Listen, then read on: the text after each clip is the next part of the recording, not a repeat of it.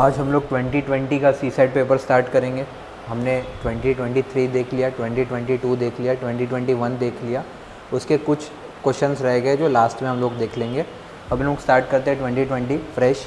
2020 में पहले के जो 6 क्वेश्चंस थे that were from English, but 7th वाला जो क्वेश्चन है ये एप्टीट्यूड का क्वेश्चन है।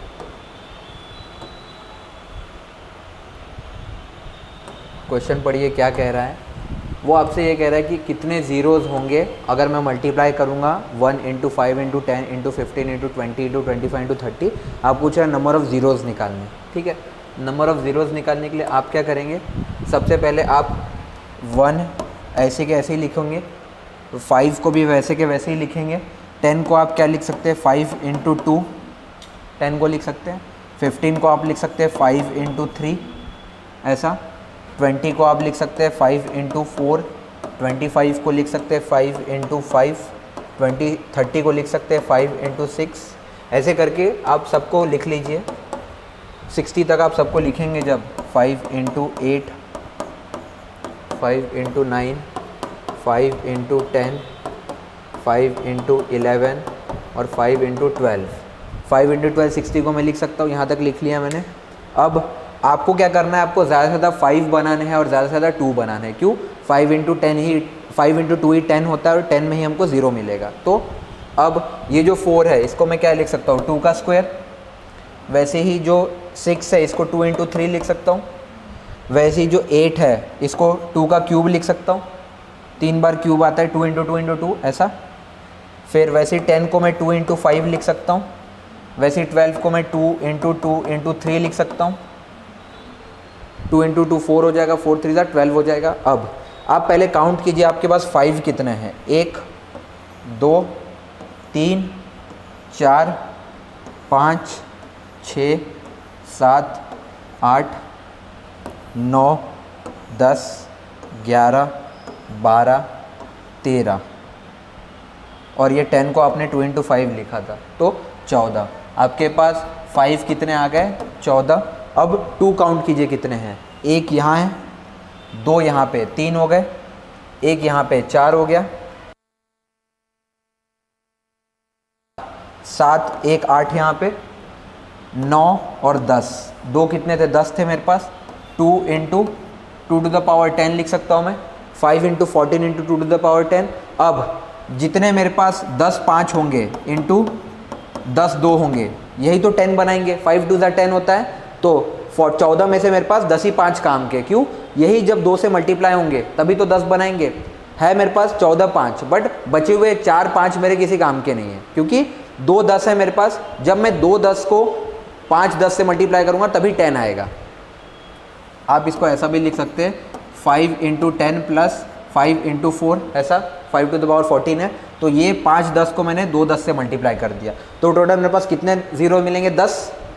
ऑप्शन चेक कीजिए 10 12 14 15 10, क्योंकि ऐसा 10 बार ही होगा। आपके पास 10 2 है और 10 5 है और 5 × 2 कितना होता है 10, तो आपके पास 10 बार आपको 0 मिलेगा एंड में, क्योंकि 10 के एंड में ही 0 आता है। Option number A will be the right answer.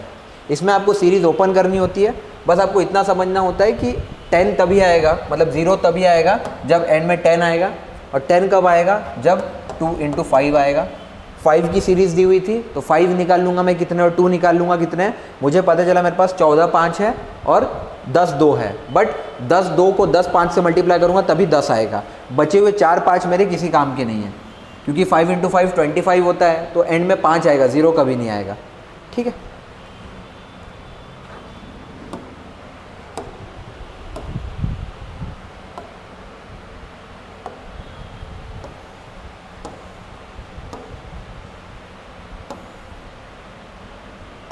अभी ये वाला जो क्वेश्चन है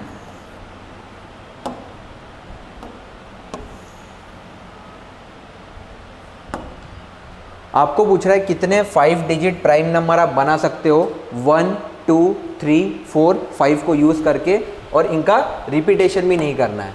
आपको 5 डिजिट का प्राइम नंबर बनाना है 1 2 3 4 5 या फिर 2 3 4 1 5 ऐसा कुछ करके आपको डिजिट बनाना है। लेकिन अब कितने आप बना सकते हो। प्राइम नंबर क्या होता है, जो सिर्फ 1 से डिवाइड होता है, अब आप पहले एक काम कीजिए, सबको ऐड कर लीजिए। 1 + 2 कितना होता है 3, 3 + 3 कितना होता है 6, 6 + 4 कितना होता है 10, और 10 + 5 कितना होता है 15। अब 15 जो है ये किससे डिविजिबल है 3 से। 3 की डिविजिबिलिटी टेस्ट यही कहता है कि अगर कोई भी नंबर है और उस नंबर की अगर डिजिट का मैं सम करूँगा और अगर वो सम 3 से डिविजिबल है तो इसका मतलब क्या है, पूरा नंबर 3 से डिविजिबल है।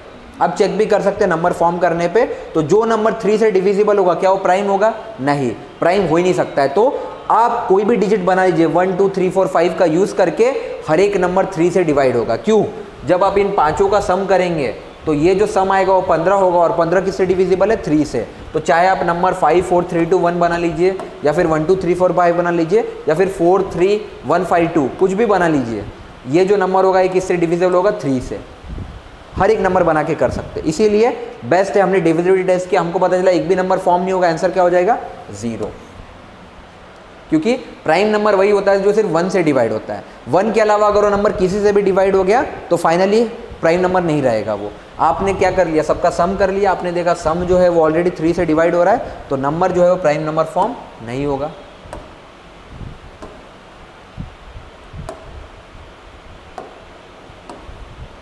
अबे 9th वाला क्वेश्चन देखिए।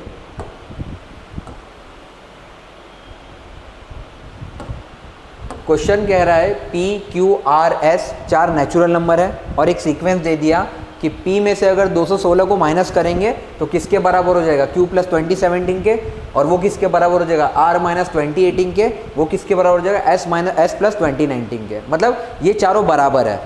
अब एक तरीका तो आप पहले ये सोचिए कि एक नंबर में माइनस किया जा रहा है वो किसके बराबर हो रहा है जब दूसरे नंबर में प्लस कर रहे हैं। मतलब P मेरा बड़ा होगा, जैसे मैं आपको क्या कह रहा हूँ 10 - 5 = 0 + 5।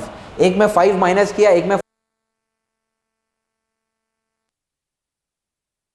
5 कितना होता है 5, और ये भी किसके बराबर है 5 के, 0 + 5 के, बट इसमें ऐड करना पड़ रहा है। ऐड कर किस में करेंगे, जो नंबर छोटा होता है, तो यहाँ से क्या समझ में आ रहा है P बड़ा होगा, Q मेरा छोटा होगा, सेम R मेरा बड़ा होगा क्योंकि R से माइनस कर रहे, और S क्या होगा छोटा होगा। अब ये भी देखिए P में से कितना माइनस कर रहे 216, और Q R में से कितना माइनस कर रहे 218। ज़्यादा किस में से माइनस कर रहे हैं R में से, तो बड़ा क्या होगा R, क्योंकि ये कह रहा है 10 - 5, और सेम चीज़ आपको कह रहा है नेक्स्ट इज 12 - 7, ऐसा कुछ 12 - 7 भी करेंगे तो बड़े में से माइनस करें तभी 5 आएगा, ये बड़ा नंबर हो गया। ऐसा 10 से तो बड़ा हो गया 12, सेम चीज़। या तो दूसरा इसका तरीका क्या कर सकते हैं आप पूरे इक्वेशन को लिख दीजिए, जो इक्वेशन दिया हुआ है यहाँ पे। ये इक्वेशन आपको क्या कह रहा है, पहले कह रहा है मैं मानता हूँ कि ये चारों इक्वल दिया हुआ है। अब मैं मान लेता हूँ ये चारों किसके इक्वल है 0 के। ये दिया हुआ है ना P - 20 16 किसके बराबर है Q के, ये दिया हुआ है इसके बराबर इसके बराबर है, और मैं मानता हूँ सबके सब क्या हो जाएंगे 0। तो P - 20 16 कितना हो जाएगा 0, तो मेरा P कितना हो जाएगा 216।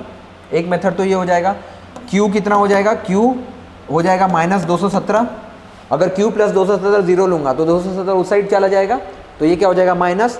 सेम मेरे पास तीसरा दिया हुआ है R - 218 = 0, तो R मेरा कितना हो जाएगा 218, और फोर्थ कंडीशन दी हुई है S + 219 0 है, तो S कितना हो जाएगा -219, ये उस साइड चला जाएगा।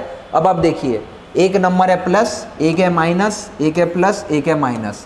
माइनस वाले तो हटा दीजिए क्योंकि हमको बड़ा नंबर चाहिए। अब ये दो प्लस में से सबसे बड़ा कौन सा है 218, तो आंसर क्या हो जाएगा मेरा R को टिक कीजिए, इसका आंसर हो जाएगा C R। ठीक है, ऐसे भी कर सकते थे आप या तो ये देख लीजिए इसमें से माइनस करना पड़ रहा है तो ये बड़ा नंबर होगा, किसी में से घटाने के बाद किसी में जोड़ना पड़ रहा है तब बराबर आ रहा है, तो जब इसमें इतना ऐड कर रहे हैं तब बराबर आ रहा है। मतलब अगर मैं मानता हूँ कि पूरा जो सम होगा मेरा, एग्जाम्पल लेते हैं कि पूरा जो मेरा सम होगा वो कुछ आता है 218 वगैरह समथिंग मान लीजिए, तो इसमें मैंने 1 ऐड किया 217 में तब 218 आएगा। अब इसमें से 216 माइनस करना पड़ेगा 218 के लिए, मतलब ये 4034 होगा। जब 4034 में से 216 माइनस करोगे ना तब 2018 आएगा, जो इतना ऐड करने पे आ रहा है। तो ऑब्वियस सी बात है इतना बड़ा नंबर है ये, और इसके सामने Q की वैल्यू क्या है, ऐसे भी कर सकते थे आप।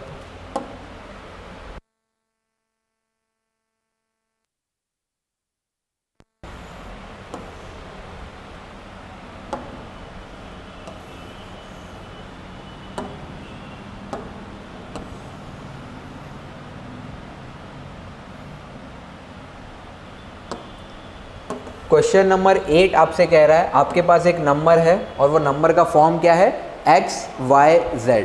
आपको ये दे रखा है कंडीशन कि x y z जो है x plus Y plus Z वो मल्टीपल ऑफ 3 नहीं है, मतलब 3 से डिवाइड होने वाला नहीं है।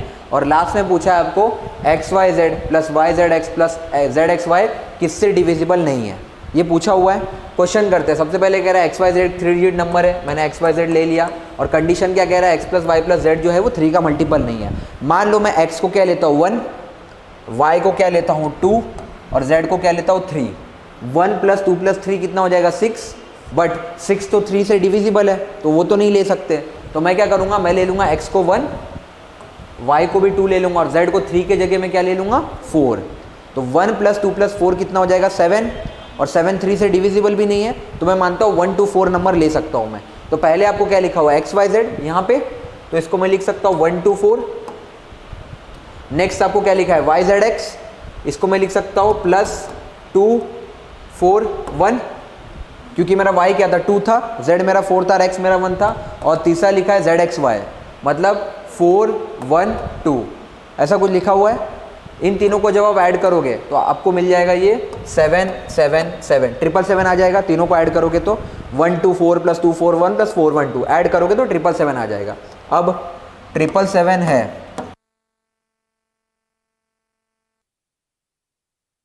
2 111 ऐसा लिख सकता हूँ। और ये 7 मेरा क्या था x plus Y plus z ही तो था। अब क्वेश्चन आपको क्या कह रहा है, ये जो आपने ऐड किया 777 ये किससे डिविजिबल नहीं है। पहला आपको पूछ रहा है x plus Y plus z से। अब 7 क्या था आपका x plus Y plus z ही था तो उससे तो डिविजिबल है, तो ये तो आंसर नहीं होगा। नेक्स्ट पूछ रहा है 3 से। अब 111 को मैं लिख सकता हूँ 3 × 37, 37 3 जा करोगे तो 111 आता है, 111 आता है। तो 3 भी नहीं आएगा और 37 भी नहीं आएगा, बट 9 से जो है ये नॉट डिविजिबल है, क्योंकि 37 से भी डिवाइड हो रहा है, 3 से भी हो रहा है और 7 से भी हो रहा है। 7 कैसे, x plus Y plus Z जो था आपका 7 ही था, यहाँ पे हमने किया है। सिर्फ रह गया 9, ये 9 से डिविजिबल नहीं है, इसका आंसर हो जाएगा B।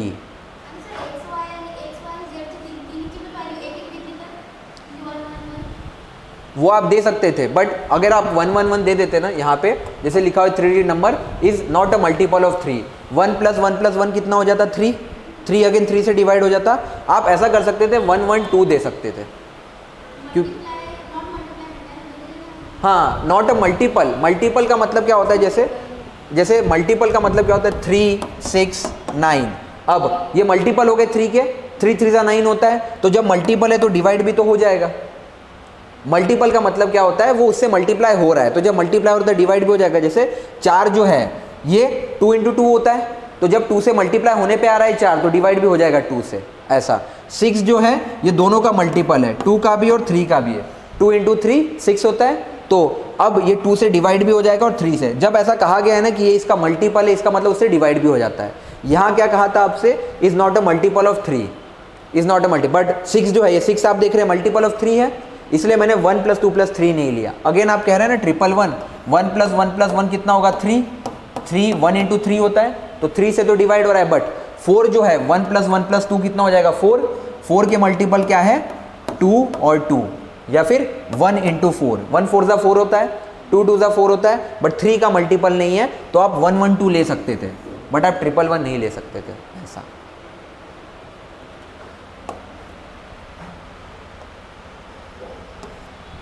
श्रुति नाम है ना आपका, नेहा। नेहा क्या होता है, अगर मल्टीपल कहीं भी लिखा है ना तो बाय डिफॉल्ट आप समझ जाइएगा कि वो जो नंबर है वो डिविजिबल, मल्टीपल अगर लिखा है तो डिवाइड भी होगा, ये बाय डिफॉल्ट रूल है।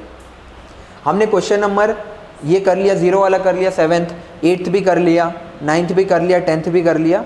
अब हम बढ़ते हैं क्वेश्चन नंबर 11th की तरफ।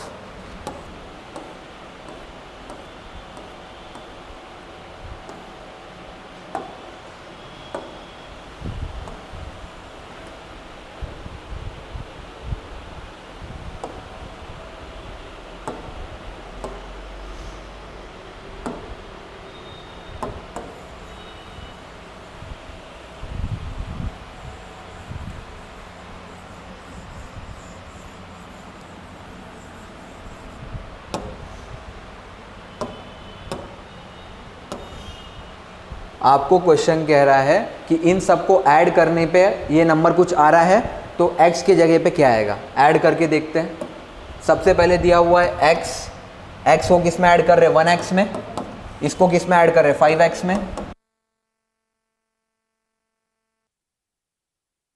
तो क्या आ रहा है 1xx, ऐसा कुछ तो भी आ रहा है, यही लिखा हुआ है, ऐसा मैंने लिखा है 1 2 3 4, 4x प्लस 1 किसके बराबर आ रहा है, x के, ऐड करने पे ऐसा कुछ, पहला जवाब ऐड करेंगे। अब आपको पूछ रहा है x की जगह क्या आएगा, पहला ऑप्शन पुट करके देखिए, 2 अगर डालेंगे तो 2 प्लस 2 4, 4 प्लस 2 6, 6 प्लस 2 8, 8 प्लस 1 9 होना चाहिए, बट x मैंने क्या डालता 2, क्या कभी आएगा 2, आंसर नहीं आएगा 2, क्यों नहीं आएगा, क्योंकि यहाँ अगर मैं 2 डाल दूंगा 2 2 2 2 तो ये 8 प्लस 1 9 आ जाएगा, यहाँ 9 आना चाहिए, बट x की वैल्यू मैंने क्या डाली थी 2, यहाँ आ क्या रहा है 2, तो 2 तो मेरा आंसर नहीं होगा। फिर नेक्स्ट नंबर उठाइए 3, जब आप यहाँ डालेंगे 3 प्लस 3 प्लस 3 प्लस 3 12, 12 प्लस 1 कितना होता है 13, 3 आ रहा है एंड में, यस, तो यहाँ 3 सेटिस्फाई कर रहा है मेरा। अब 3 अगर मेरा आएगा तो 1 कैरी फॉरवर्ड भी हो जाएगा, 1 प्लस 1 कितना हो जाएगा 2, 2 प्लस 5 कितना हो जाएगा 8, 8 प्लस 3 कितना हो जाएगा 11, 11 प्लस 3 कितना हो जाएगा 14, तो यहाँ मेरा क्या आ रहा है 3 आ रहा था यहाँ पे, बट आना कितना चाहिए था, वापस चेक कर लेते हैं, 13 आया, 1 कैरी फॉरवर्ड होगा 2, सॉरी हमने गलत कैलकुलेट किया, 2 प्लस 5 कितना होगा 7, 7 प्लस 6 कितना होगा 13, 13 आ रहा था, मेरा आंसर क्या हो जाएगा 3। x की जगह आप 3 डालेंगे तो इक्वेशन सेटिस्फाई हो जाएगी, चेक भी कर लीजिए 3 डाल के। अगर मैं पूरा ही 3 डाल देता हूँ तो ये हो जाएगा 3 plus 13 plus 53 plus 43 plus 31 is equal to 133, ऐसा आना चाहिए, चेक कर लीजिए, 3 4 12 प्लस 1 13, 3 आ गया, 1 कैरी फॉरवर्ड, 1 प्लस 1 कितना हो जाएगा, हाँ 33, 1 प्लस 1 हो जाएगा 2, 2 प्लस 5 7, 7 प्लस 6 13, तो 133 आ गया, मेरा आंसर फाइनली बी है।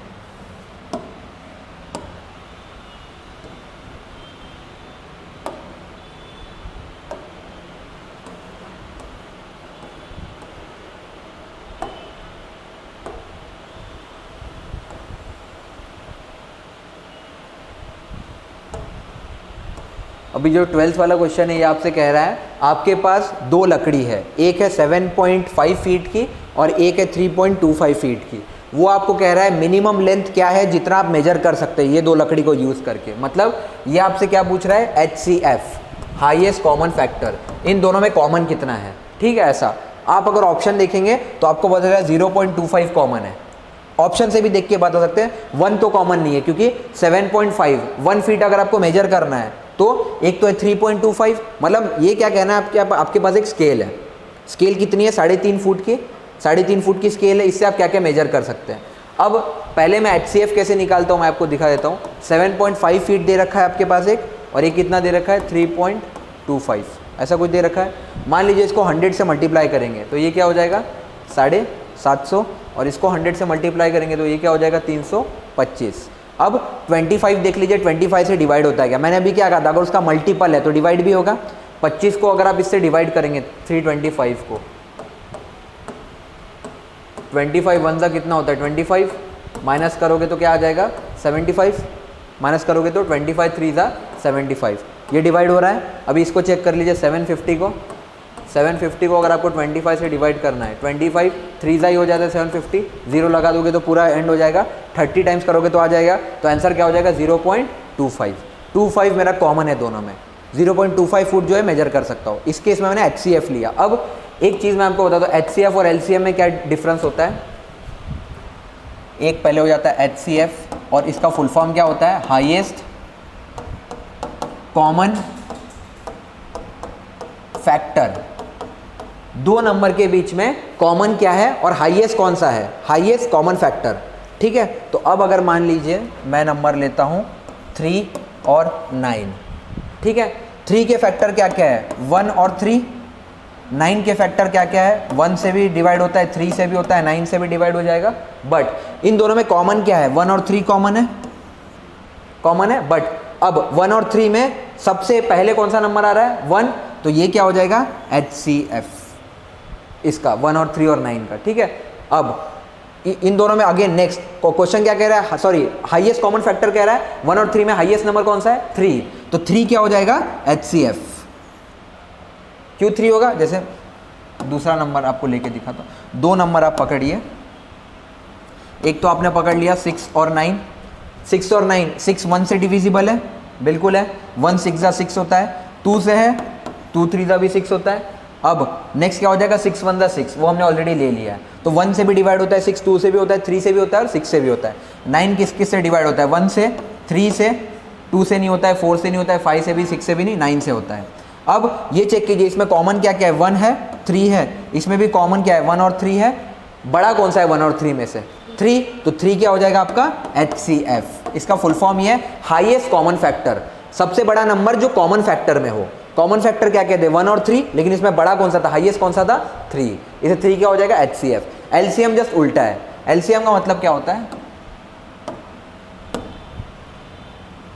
मान लीजिए मैंने आपको बोला 12 और 18 का LCM करना है, ठीक है, 12 और 18 का सबसे बेस्ट होता है टेबल बना दीजिए, 12 1 जा 12, 12 2 जा 24, 12 3 जा 36, 12 4 जा 48, 18 का टेबल बनाइए, 18 1 जा 18, 18 2 जा 36।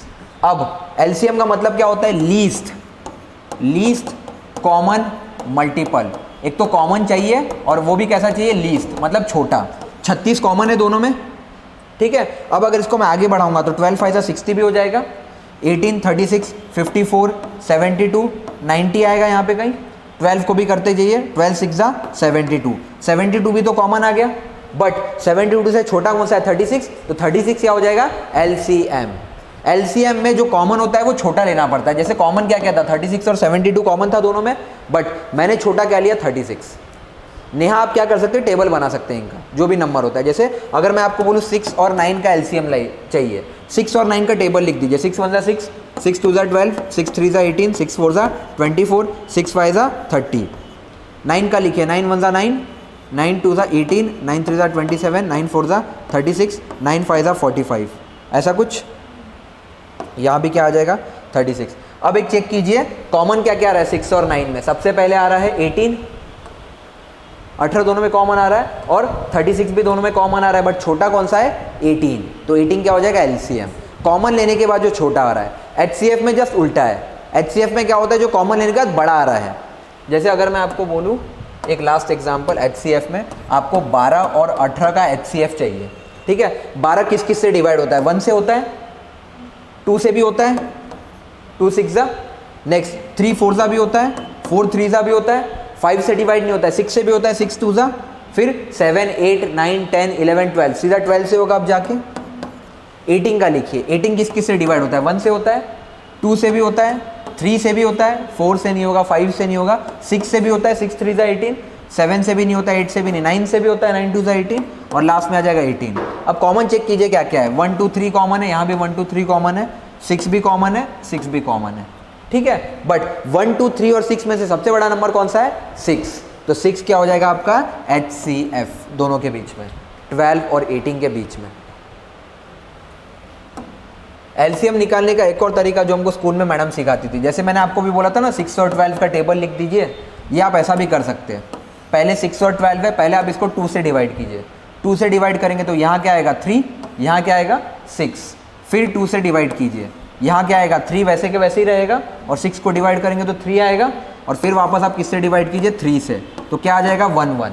जब दोनों जगह 1 आ जाए तो रुक जाइए। अब LCM क्या होगा 2 × 2 × 3, 2 × 2 कितना हो जाएगा 4, 4 3 जा 12। हमने क्या देखा था 12 LCM आ रहा था दोनों के बीच में, 6 और 12 के बीच में। टेबल भी लिख सकते हो, 6 1 जा 6, 6 2 जा 12, 12 के टेबल में 12 1 जा 12, 12 2 जा 24। मैंने क्या था LCM में जो सबसे छोटा होता है वही कॉमन होता है, दोनों में सबसे कॉमन क्या है 12। 6 की टेबल में भी 24 आएगा, बट 24 से छोटा क्या होता है 12। इसे देख रहे हो, इस तरीके से भी 12 आ जाएगा LCM, और उस तरीके से भी 12 आ जाएगा LCM। LCM निकालने के लिए आप टेबल लिख सकते हो, या ये तरीका भी यूज़ कर सकते हो। ये तरीका में डिवीजन थोड़ा ज़्यादा लगता है, और ये तरीका किसके लिए ठीक है, नंबर अगर बड़ा है तो। जैसे मान लीजिए अगर मैं आपको बोलूँ 36 और आपको 45 का LCM लेना है, ठीक है। अब अगर आप 36 और 45 का टेबल लिखेंगे तो बहुत बड़ा हो जाएगा, याद भी नहीं होता है। इस केस में आप ऐसा कर सकते हैं, 36 और 45 को पहले आप 3 से डिवाइड कर दीजिए, 12 3 जा 36 हो जाएगा, और 15 3 जा 45 हो जाएगा। फिर आप इसको वापस 3 से डिवाइड कीजिए, 3 4 जा 12 हो जाएगा, और 3 5 जा 15 हो जाएगा, 5 से डिवाइड होता है।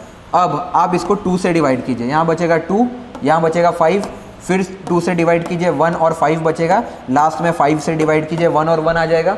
मैंने क्या कहा था, जब 1 और 1 आ जाए रुक जाने, अब मल्टीप्लाई कीजिए, 3 इंटू 3 कितना हो जाएगा 9, 9 इंटू 2 कितना होगा 18, 18 इंटू 2 36 और 36 इंटू 5 कितना होगा 180, और 180 आपका आ भी जाएगा जब आप टेबल लिखेंगे। 36 का टेबल लिखेंगे तो 36 1 36, फिर 72, फिर 108, फिर 144 और फिर 180, ऐसा टेबल आता है 36 का। 45 का टेबल आता है 45, 90, 135 और 180। देख रहे हो 180 दोनों में कॉमन आ गया, और लीस्ट कॉमन 180 है। या तो इससे निकालिए, आंसर आएगा सेम। एलसीएम निकालने का ये तरीका होता है। तो वापस आते हैं हमारे क्वेश्चन पे। क्वेश्चन हमारा ये था, हमने देख लिया 7.5 और 3.25 में। अभी वापस आपको पूछा है कि ऐसा कौन सा मिनिमम लेंथ आप मेजर कर सकते हो। जब मिनिमम लेंथ पूछा है मेजर करने का दोनों में, तो ये एचसीएफ की ही बात कर रहे हैं। एचसीएफ के लिए वापस आप क्या करेंगे, अब इसमें मैंने आपको बताया 7.5 को आप लिख सकते हो 750 और 3.25 को आप लिख सकते हो 325।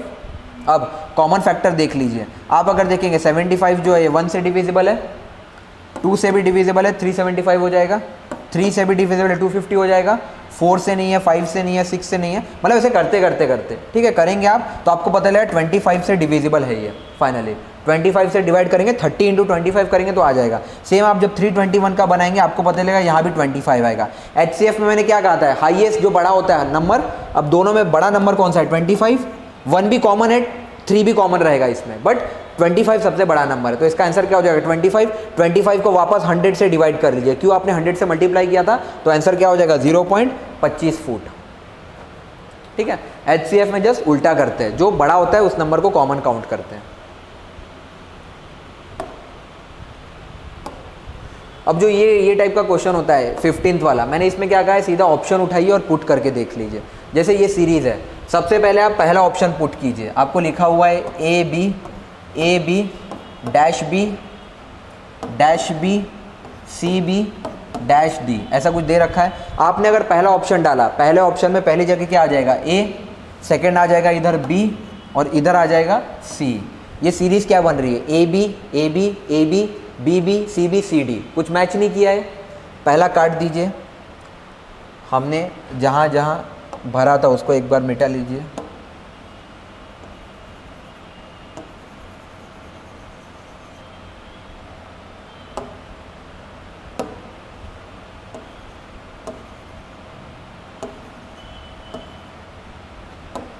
ये सीरीज था A B dash B dash, ऐसा कुछ सीरीज था और यहाँ भी एक डैश था। ऑप्शन नंबर यही वाला क्वेश्चन मैंने ऊपर लिखा है। ऑप्शन नंबर बी पुट कीजिए, ए बी यहाँ आ जाएगा ए, यहाँ आ जाएगा बी और यहाँ क्या आ जाएगा डी। वापस चेक कीजिए, A B B C B D D, कुछ बन नहीं रहा है ये। नेक्स्ट तीसरा वाला ना यहीं पे ट्राई कर लीजिए, कौन बार बार बनाएगा। ए बी में यहाँ डाल दीजिए पहला ऑप्शन ए, नेक्स्ट जगह है सी, नेक्स्ट जगह है सी और यहाँ है ई। अब चेक कीजिए, A B C B C D E D, match कर रहा है, ये रिपीट कर रहा है बार बार। आंसर हो जाएगा आपका ए सी सी ई। बेटर होता है सीधा ऑप्शन पुट करके देख लेने, सीरीज बना के। ये गारंटीड क्वेश्चन होते हैं और ये फ्री के मार्क्स होते हैं।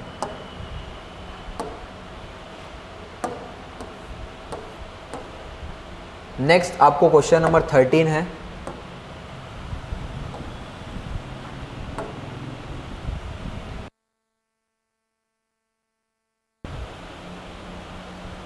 क्वेश्चन नंबर 13 आपसे ये कह रहा है कि आपके पास एक सीरीज दी हुई है और आपको बताना है वो सीरीज का प्राइम नंबर से क्या कनेक्शन है।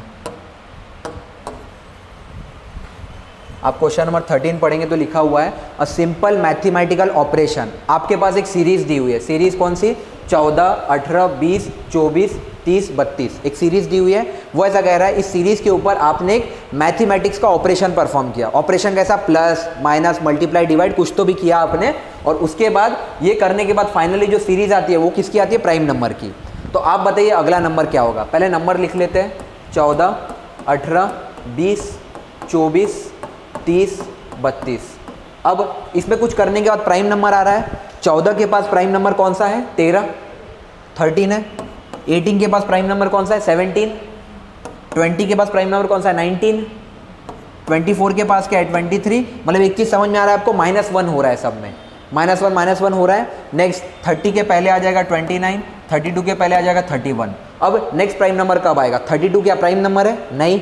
33 भी प्राइम नंबर नहीं है, 34 भी नहीं है, 35 भी नहीं है, 36 भी नहीं है, बट 37 है। 37 प्राइम नंबर है, बट प्राइम नंबर में -1 कर रहे थे, मतलब एक ऐड करना पड़ेगा। 37 + 1 कितना हो जाएगा? 38।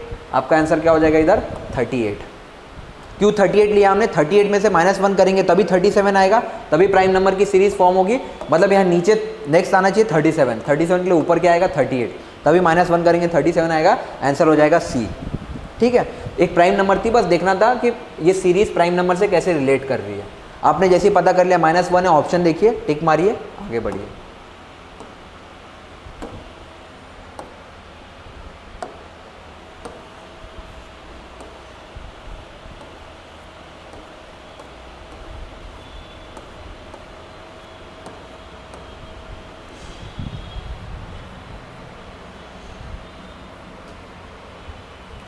अब ये वाला क्वेश्चन करते हैं 16।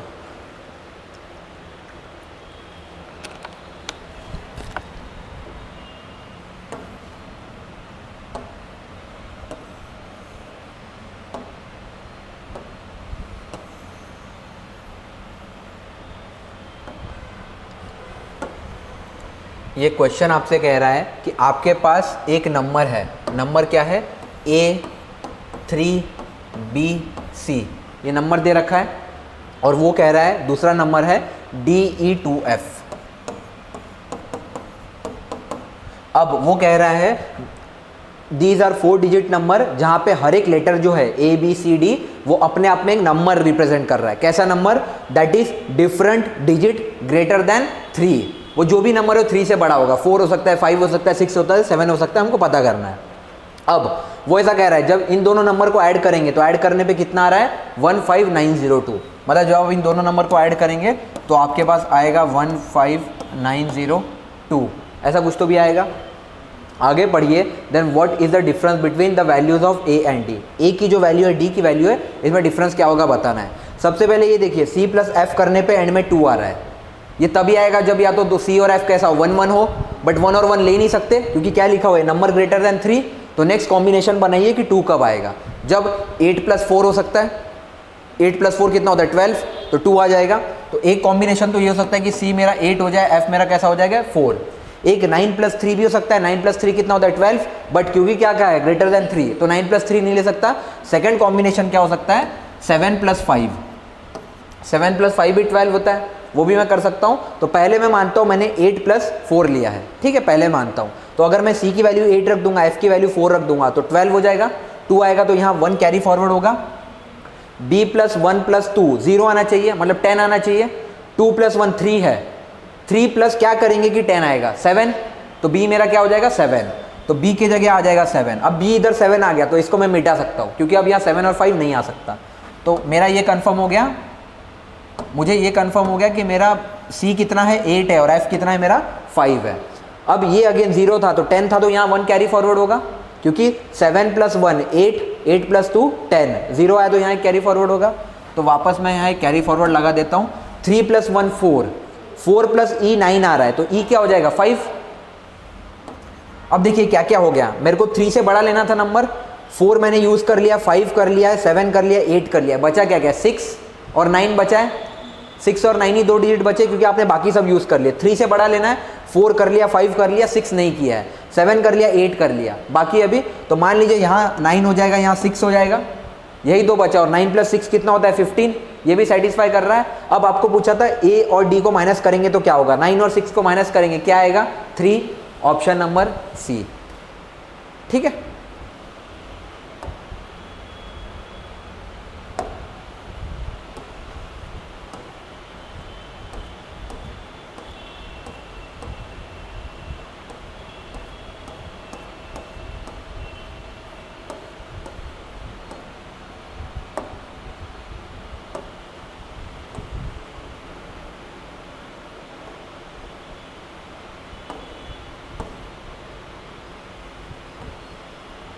ये क्वेश्चन यही करते हो।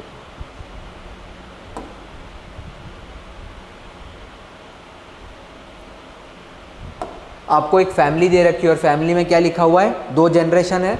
अब 6 मेंबर है फैमिली में, P, Q, R, S, T और U। अब इसमें 3 मेल है और 3 क्या है, फीमेल, और इसमें 2 मैरिड कपल है। 6 लोग हैं, 6 लोग में 3 मेल है, 3 फीमेल है, और 6 लोग में 2 मैरिड कपल है, और 2 कैसे हैं, अनमैरिड। मतलब 2 लोग सिंगल है और बाकी 4 लोग शादीशुदा में। 2 अनमैरिड मैरिड कपल है, मतलब 4 लोग हो जाएंगे, और 2 कैसे, 2 अनमैरिड सिबलिंग्स। ठीक है, अब पढ़िए क्या दे रखा है। यू जो है वो पी की क्या है, डॉटर है। यू इज पीज डॉटर, मतलब यू का जेंडर कंफर्म हो गया, फीमेल है, क्योंकि यू क्या है, डॉटर है, और किसकी डॉटर है, पी की, ऐसा मान लेता हूं मैं। अगली लाइन पढ़िए, क्यू जो है वो आर की क्या है, mother in law. Mother in law कौन है, क्यू, तो क्यू का भी जेंडर कंफर्म हो गया, फीमेल, मतलब क्यू सास है। मैं मान लेता हूँ क्यू फीमेल है, और किसकी फीमेल है ये, मतलब क्यू मदर इन लॉ है, और किसकी मदर इन लॉ है ये, आर की, ऐसा कुछ मान लेता हूँ मैं। अब पी की अगर बेटी है तो पी की किसी से शादी हुई होगी तभी बेटी होगी, तो पी की किससे शादी हो गई है, क्यू से। ठीक है, अब ये क्यू क्या है आपको समझ में आएगा।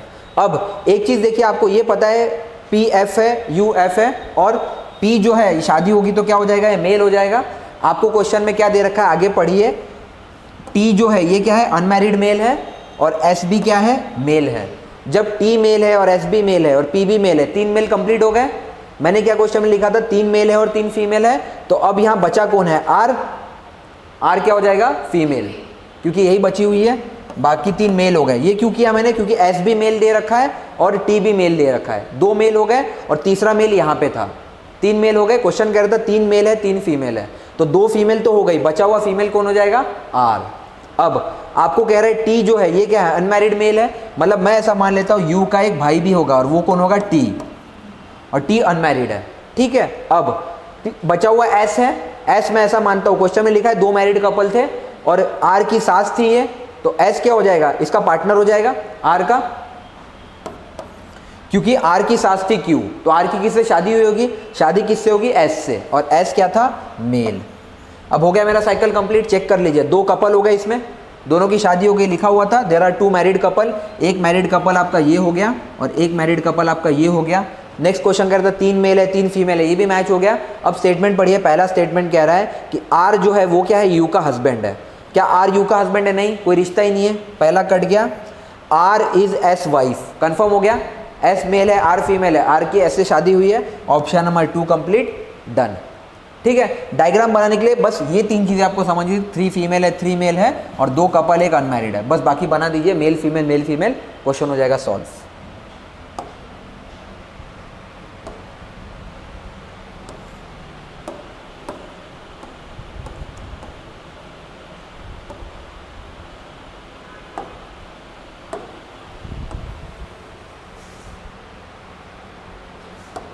अब ये वाले क्वेश्चन पे आते हैं, ये क्वेश्चन कैलेंडर का है और अगेन एक बहुत इंटरेस्टिंग क्वेश्चन है।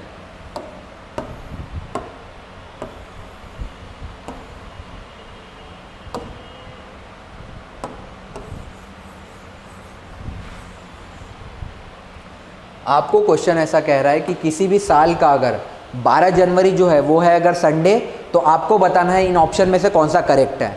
मैं मानता हूँ 12 जनवरी मेरा क्या है, संडे। अब जनवरी में कितने दिन होते हैं, 31 दिन, तो 4 संडे आएंगे 31 डेज में, 31 डेज में 28 दिन तो हो जाएंगे। 28 दिन, एक हफ्ता कितने दिन का होता है, 7 दिन का, तो 28 दिन कैसे हो जाएंगे, 4 हफ्ते, क्योंकि 7 4 28 हो जाएगा। बचेंगे कितने, 3 दिन, 31 माइनस 28, 3 एक्स्ट्रा दिन बचेंगे। तो मैं ऐसा मानता हूँ जनवरी में कितने एक्स्ट्रा डेज हो गए, 3। अब ऑप्शन चेक करता हूँ, पहले मुझे 12 जनवरी पता करनी है, 12 जनवरी दी हुई है, तो मैं पहले 12 जुलाई वाली ऑप्शन देख लेता हूँ, 15 वाले बाद में देखूंगा, पहले 12, क्योंकि 12 डेट सिमिलर है। लिखा हुआ है अगर 12 जुलाई अगर संडे है, अगर साल कैसा है, लीप ईयर, तो जनवरी में 31 डेज थे मेरे, तो एक्स्ट्रा कितने आए, 3। फेब्रुवरी में लीप ईयर है तो कितने दिन आएंगे, 29। 29 में 28 जो है 4 हफ्ते के हो जाएंगे, बचेगा कितना, 1 एक्स्ट्रा डे, तो फेब्रुवरी में हमारे पास कितना हो जाएगा, 1 एक्स्ट्रा डे। मार्च में अगेन 31 डेज होते हैं, 31 डेज में 28 दिन जो है वो 4 हफ्ते हो जाएंगे, एक्स्ट्रा दिन कितने बचेंगे, 3, तो मार्च में भी मेरे पास कितने एक्स्ट्रा दिन बचेंगे, 3। अब अप्रैल जो है, अप्रैल में कितने दिन होते हैं, 30 दिन, 28 तो 4 हफ्ते हो जाएंगे, बचेंगे 2 एक्स्ट्रा दिन, तो अप्रैल के हो गए 2। मई में वापस मेरे पास 31 दिन होते हैं, तो वापस यहाँ 3 दिन एक्स्ट्रा बचेंगे, क्योंकि 4 3 28, 4 7 सा 28 और 3 मेरे पास एक्स्ट्रा बचेगा। अब जो है मैं जून में देख लेता हूँ, जून में भी 30 दिन होते हैं तो मेरे पास 2 दिन एक्स्ट्रा बचेंगे। अब मुझे कैलकुलेट कर लेना है क्योंकि मुझे जुलाई का निकालना है।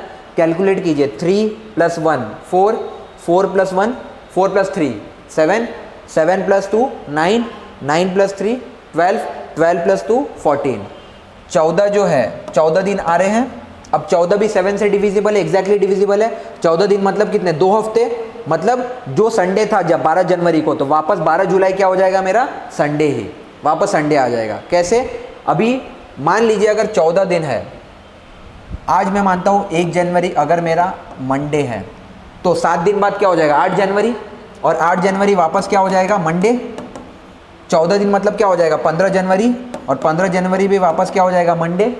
हमने जब काउंट किया तो हमने देखा 14 एक्स्ट्रा दिन आ रहे थे, और 14 एक्स्ट्रा दिन का मतलब क्या होता है 2 हफ्ते, क्योंकि 7 दिन का 1 हफ्ते होता है। तो वापस 14 दिन का मतलब है जो दिन यहाँ थी वो वापस 14 दिन बाद वही दिन आएगी। 12 जनवरी क्या था संडे, तो 12 जुलाई मेरा क्या हो जाएगा वापस संडे। अगर लीप ईयर है तो लीप ईयर भी मैंने चेक कर लिया, फरवरी का 1 डे एक्स्ट्रा काउंट किया। अगर मैं फरवरी का 1 डे कम काउंट करता, सेकेंड 4th वाला ऑप्शन कि 12 जुलाई जो है वो संडे नहीं रहेगा अगर ईयर लीप ईयर है तो, बट ईयर लीप ईयर है, 12 जुलाई क्या आया संडे आया, ऑप्शन मेरा क्या हो जाएगा सी। कैलेंडर में आपको यही करना होता है, आपको ऑड दिन काउंट करने होते हैं, महीने में कितने ऑड दिन हैं।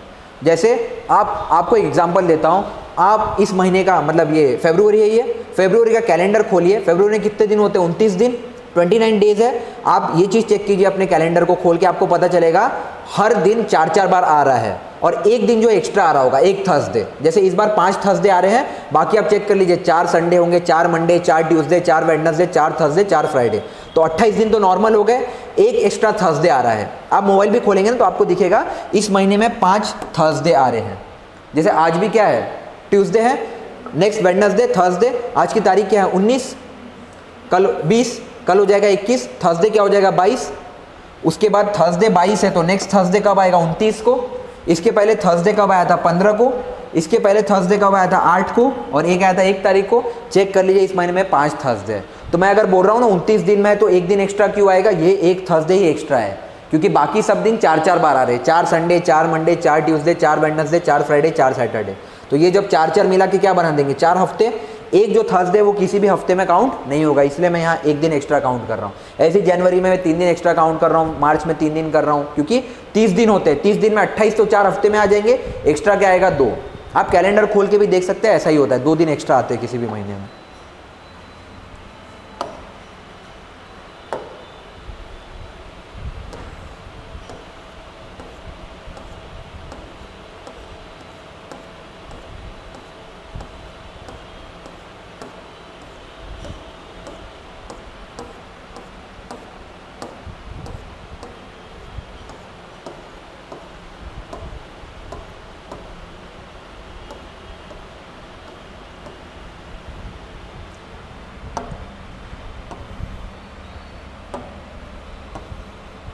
ये क्वेश्चन यही करते हैं। आपको कह रहा है 2 स्टेटमेंट दिए हुए हैं। पहला स्टेटमेंट कह रहा है, पहले क्वेश्चन पढ़ते हैं, आपको पूछ रहा है 2 नंबर क्या है, आपको पता करने 2 नंबर। कौन से 2 नंबर, पहला स्टेटमेंट कह रहा है उनका प्रोडक्ट जो है वो 21 है। 2 नंबर को मल्टीप्लाई करेंगे तो 21 आएगा। 2 नंबर को मल्टीप्लाई करने पे 21 कब आएगा, जब या तो 7 × 3 हो सकता है, 7 × 3 करने पे 21 हो सकता है ये, और 21 करने के लिए क्या हो सकता है 1 × 21, और तो कोई ऑप्शन है नहीं। अब नेक्स्ट पढ़िए क्या लिखा हुआ है, देयर सम इज 10, उनको ऐड करने पे भी क्या आना चाहिए 10। 10 कब कब आएगा, जब 6 + 4 हो सकता है, 5 + 5 हो सकता है, या फिर 7 + 3 हो सकता है। चेक कीजिए यहाँ पे 7 + 3 आ रहा है, यहाँ भी 7 × 3 आ रहा है, मतलब 2 नंबर क्या मिल गए 7 और 3। 2 नंबर कौन से हो जाएंगे आपके 7 और 3। चेक कर लीजिए 7 और 3 का प्रोडक्ट मल्टीप्लाई करने पे 21 आता है, बिल्कुल सही, और 7 और 3 को ऐड करने पे क्या आ जाएगा 10। आपको 2 नंबर मिल गए, तो आप इसका आंसर लिखोगे both statement S1 and S2 are sufficient to answer the question, but neither S1 alone nor S2 alone is sufficient to answer. दोनों मिला के ही आप आंसर कर सकते हो, अकेले क्यों नहीं आंसर कर सकते हो। सेकेंड स्टेटमेंट से आप देखो, कह रहे हैं उनका सम 10 है, 10 के क्या क्या केसेस बन सकते हैं, एक नंबर 6 हो सकता है, एक 4 हो सकता है, एक 5 हो सकता है, 8 और 2 भी तो हो सकता है, 9 और 1 भी तो हो सकता है, 9 + 1 भी तो 10 होता है, 8 + 2 भी 10 होता है। बट जब आपको सेकंड स्टेटमेंट बता देगा कि उनका प्रोडक्ट क्या होता है 21, तो आपको पता है इसमें से सिर्फ 7 और 3 है, जिसको मल्टीप्लाई करने पे क्या आएगा 21, तो नंबर आपको हो जाएगा कंफर्म। इसीलिए आपको स्टेटमेंट 1 की भी ज़रूरत थी और स्टेटमेंट 2 की भी। आप बोलोगे both statement are required, but अकेले कोई एक स्टेटमेंट से आप बता नहीं सकते कि 6+4 है या 5+4 है या 7+3 है, ठीक है।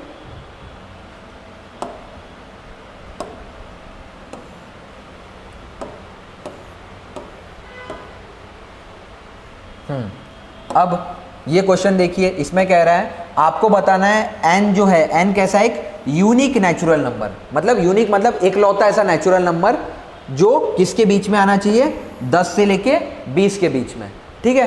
पहली कंडीशन क्या है, n क्या है, प्राइम नंबर। 10 से लेके 20 के बीच में प्राइम नंबर कौन कौन सा होगा, एक तो हो जाएगा 11, एक हो जाएगा 13, एक हो जाएगा 17 और एक हो जाएगा 19।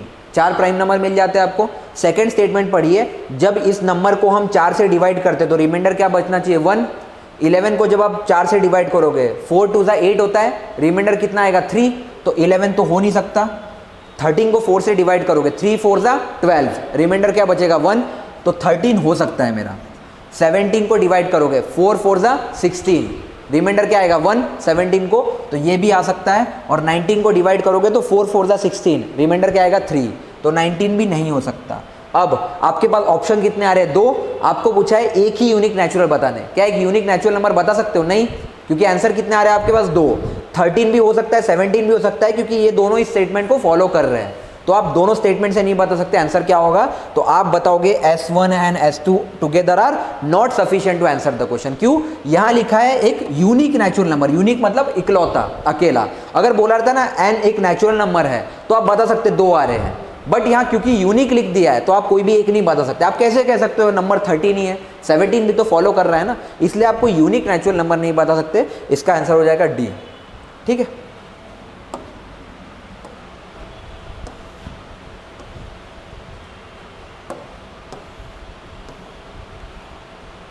अब ये क्वेश्चन पढ़िए, आपको कह रहा है 2 स्टेटमेंट दिए हुए हैं 4 लोगों के बारे में, PQRS के बारे में। स्टेटमेंट क्या कह रहा है, आपको बताना है 4 लोगों में PQRS में से सबसे लार्जेस्ट कौन है, सबसे लंबा कौन सा है, ठीक है। पहला स्टेटमेंट क्या कह रहा है, R जो है वो P और Q से बड़ा है, मतलब R ये बड़ा है, ये हो जाएगा P आपका और ये हो जाएगा Q। R P और Q से बड़ा है, पहला स्टेटमेंट यही कह रहा है सबसे बड़ा कौन है, R, फिर है P और फिर है Q। नेक्स्ट कह रहा है S जो है ये लार्जेस्ट वन नहीं है, ठीक है, तो S मेरा यहाँ भी तो हो सकता है क्योंकि S मेरा लार्जेस्ट वन नहीं है, या फिर इसके पहले भी तो हो सकता है, या फिर S इसके बराबर भी तो हो सकता है, इक्वल। इक्वल भी हो जाएगा तो क्या होगा, S लार्जेस्ट वन नहीं होगा। अब पढ़िए क्वेश्चन क्या कह रहा है, आपको बताना है लार्जेस्ट कौन सा है। आप लार्जेस्ट बता ही नहीं पाओगे, क्यों, S इसके बराबर भी तो हो सकता है, दोनों की हाइट इक्वल हो, तो उसके इसमें लार्जेस्ट कौन हो जाएगा, दोनों R भी हो जाएंगे S भी हो जाएंगे, तो इसमें भी सेम हो जाएगा। आप दोनों स्टेटमेंट 1 और 2 यूज़ करके भी नहीं बता सकते आंसर क्या होगा। इसका आंसर हो जाएगा D, S1 and S2 are not sufficient to answer the question, क्योंकि बस आपको इतना कहा है S is not the largest one. तो ऐसा भी तो हो सकता है S और P R मेरे बराबर पे हो, ऐसा लिखा होता ना S is the largest one, तो अकेले आप स्टेटमेंट 2 से बता देते लार्जेस्ट कौन है, ठीक है। या ऐसा लिख देता S is the smallest one, तब तो और इजीली बता सकते थे, क्योंकि R जो है वो P और Q से बड़ा है और S जो छोटा है, तो बचा कौन, सिर्फ R बचा, R हो जाएगा आंसर।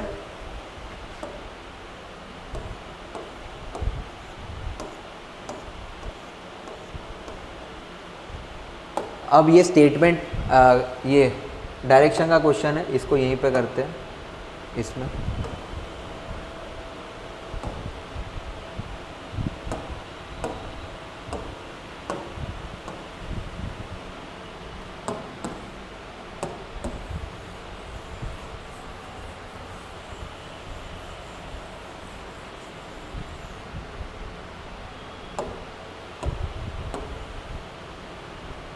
आपको कह रहा है एक मैन जो है, एक आदमी है, वो अपने घर के बैक साइड चला। मान लीजिए डायरेक्शन वाइज है, ये आदमी का घर यहाँ कहीं है, मान लीजिए आदमी का घर यहाँ पे। वो बोल रहा है man walks down back side of his house straight 25 meter. Man जो है ये अपने पीछे आया 25 मीटर, 25 मीटर नीचे आया साउथ की तरफ। उसके बाद वो कह रहा है नीचे आते टाइम वो फिर कहाँ मुड़ा, राइट की तरफ, राइट की तरफ मुड़ा, और राइट की तरफ कितना गया, 50 मीटर, ठीक है। अगर मैं नीचे आ रहा हूँ, मेरा राइट क्या हो जाएगा ये, तो मैं यहाँ मुड़ूंगा और मैं कितना चला, 50 मीटर। अब वो आपको कह रहा है again then he turn toward left, अब उसका लेफ्ट क्या हो जाएगा ये, वापस और लेफ्ट मुड़ा और कितना गया 25 मीटर, 25 मीटर गया वो ऐसा। अब आपको वो कह रहा है if is house faces to east. अच्छा हमने पहले यही पढ़ना था, वापस बनाना पड़ेगा।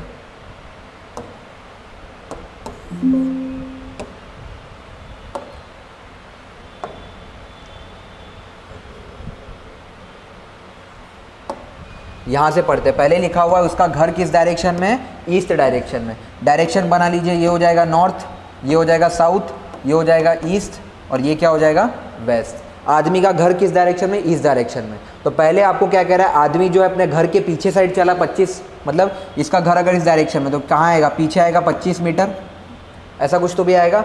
उसके बाद पीछे साइड आने के बाद वो राइट मुड़ा, अगर मैं पीछे आ रहा हूँ राइट मेरा क्या हो जाएगा ये, फिर मैं इधर मुड़ा कितना 50। अब जब मैं इस डायरेक्शन में हूँ, अब क्या लिखा हुआ है, ही टर्न टूवर्ड्स लेफ्ट और लेफ्ट वापस गया 25। ठीक है, अब आपको क्वेश्चन ये कह रहा है बताने के लिए कि if his house faces to east what is the direction from which he starting.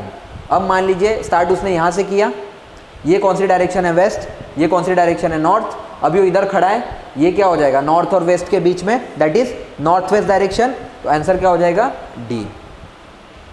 East से निकला वो, ईस्ट से पहले क्या 25 पीछे, फिर ऊपर और फिर इधर, तो वेस्ट डायरेक्शन में यहाँ और नॉर्थ डायरेक्शन में यहाँ कहीं वो खड़ा है, ओरिजिन उसका यहाँ है। ये डायरेक्शन कौन सी है, वेस्ट और नॉर्थ के बीच में, नॉर्थ वेस्ट डायरेक्शन।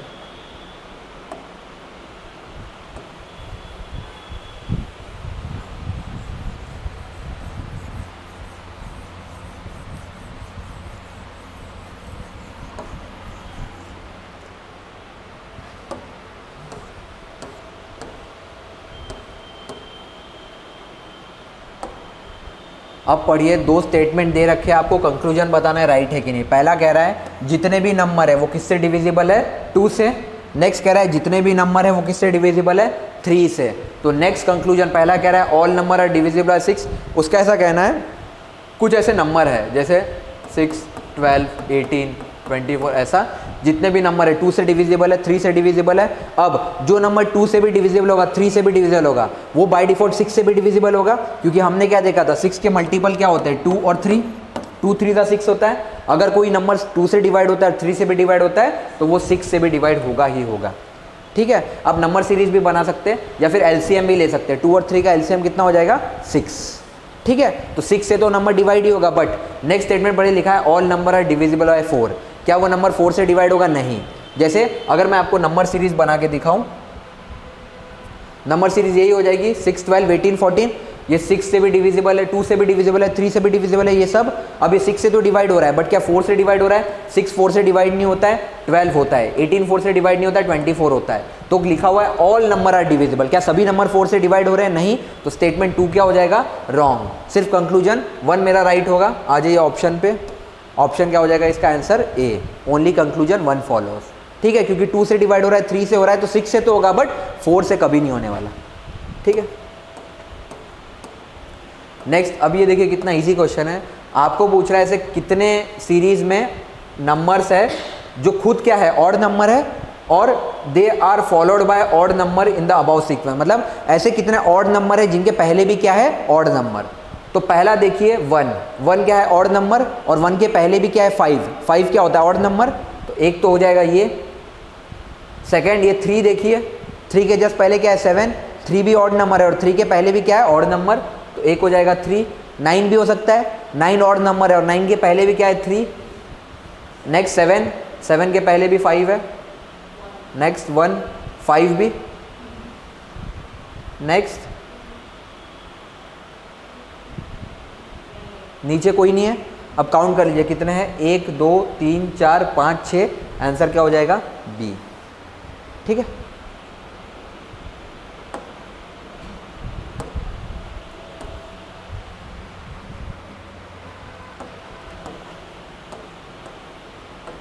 अब ये वाला क्वेश्चन करते हैं।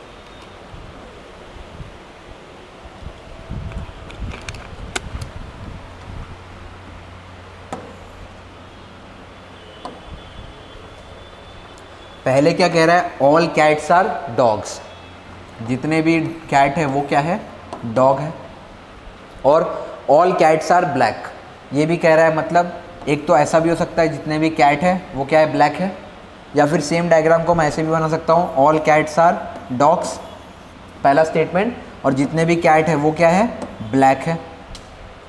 दो अलग अलग केस बन जाएंगे, एक तो ऑल कैट्स आर डॉग, जितने भी कैट है वो डॉग है, और ऑल कैट्स आर ब्लैक, तो ब्लैक के नीचे कैट आ जाएगा, और सेकंड कंडीशन में ऑल कैट्स आर डॉग और ब्लैक सबसे बड़ा वाला सर्कल हो जाएगा।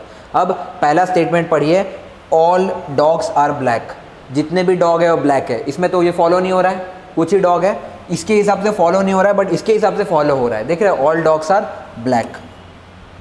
नेक्स्ट स्टेटमेंट कह रहा है some dogs are not black, इसके हिसाब से बिल्कुल राइट है, क्योंकि ब्लैक वाला सर्कल छोटा है, डॉग वाला सर्कल बड़ा है, तो बाहर वाले डॉग्स जो है वो ब्लैक नहीं है, बट इसके हिसाब से आप देखोगे इसके हिसाब से रॉन्ग हो जाएगा, ऑल डॉग्स आर ब्लैक, तो दो अलग अलग केसेस बनेंगे, एक में पहला वाला राइट हो रहा है, दूसरे में दूसरा वाला राइट हो रहा है, तो आप कोई भी इसमें ये नहीं कह सकते ये पर्टिकुलरली यही होगा, ठीक है, तो इसमें क्या हो जाएगा, दोनों कंक्लूजन रॉन्ग हो जाएंगे मेरे।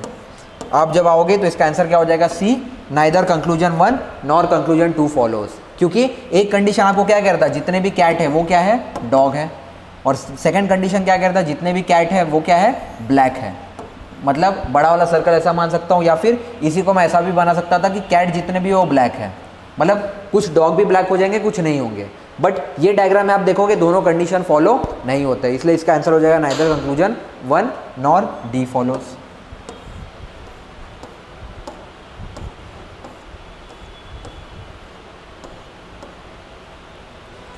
अब ये देखिए क्वेश्चन कह रहा है ऐसे कितने इंटीजर है जो 1 और 100 के बीच में है, उस इंटीजर के अंदर 4 एक डिजिट भी है बट वो 4 से डिविजिबल नहीं है। 1 से लेके 100 तक अगर मैं बोलूँ तो 4 कब कब आएगा, एक तो 4 खुद, एक हो जाएगा 14, ऐसे नंबर जिसमें 4 है प्रेजेंट है, ठीक है, नेक्स्ट हो जाएगा 24, नेक्स्ट हो जाएगा 34, नेक्स्ट हो जाएगा 40, 41, 42, 43, 44, 45, 46, 47, 48, 49, नेक्स्ट हो जाएगा 54, 64, 74, 84, 94। 1 से 100 के बीच में इतने ही नंबर होंगे जिसमें 4 होगा। अब आप पढ़िए क्वेश्चन आपको क्या कह रहा था, ऐसे कितने नंबर है जिनमें 4 तो है बट वो 4 से डिवाइड ही नहीं होते हैं, ठीक है।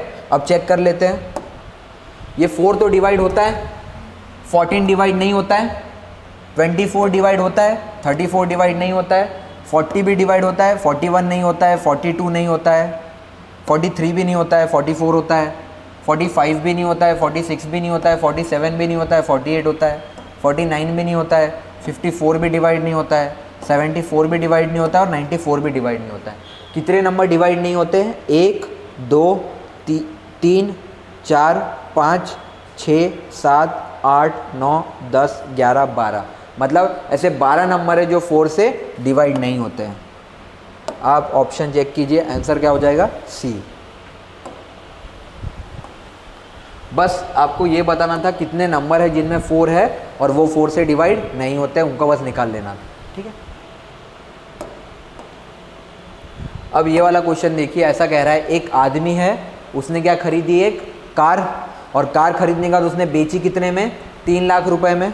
अगर उसने 20% का लॉस मिला उसको कार खरीदने और बेचने में, तो उसने कितने में कार खरीदी थी, ठीक है। ऑप्शन वाइज चेक कर लेते हैं। मान लीजिए उसने अगर 3,60,000 में कार खरीदी थी, 3,60,000 का 10% कितना हो जाएगा, 36,000, और 20% कितना हो जाएगा, 72,000। अगर 36,000 में से आप 72,000 माइनस करोगे तो ये क्या आ जाएगा, 2,88,000, बट उसने बेची कितने में, 30,000 में, तो पहला स्टेटमेंट क्या हो जाएगा, रॉन्ग।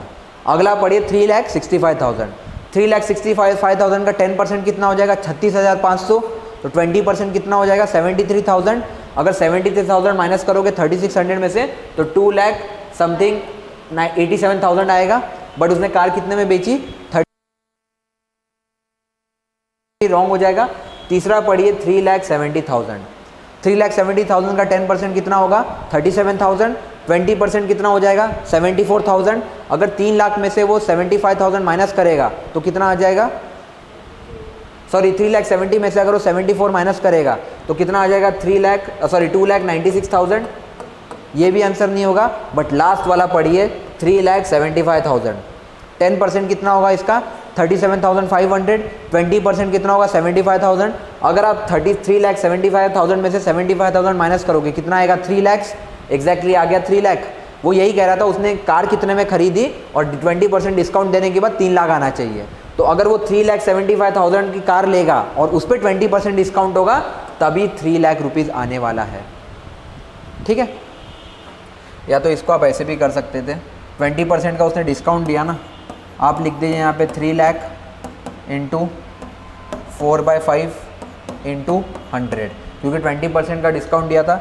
जैसे ही इसको काटते आप तो ये आ जाता, नहीं 24,000 उस केस में नहीं आएगा, ये बेटर है इसी मेथड से करिए आप। डायरेक्टली ऑप्शन उठाइए, ऑप्शन से पुट करके देखिए, आपको पता चलेगा। अगर 3,60,000 की कार खरीदता, 20% डिस्काउंट मतलब 72,000 हो जाता, 72,000 इसमें से माइनस करते तो 2,88,000 आता। अगेन इसमें से भी आप अगर 73,000 माइनस करते तो 2,90,000 समथिंग आता, 73, हाँ 2,92,000 आता। इसमें से माइनस करते तो 2,90,000 समथिंग आ रहा है, और इसमें से माइनस करोगे तो एग्जैक्टली 3 लाख रुपीज़ आ रहा है। तो उसने कार कितने में खरीदी थी 3,75,000 में।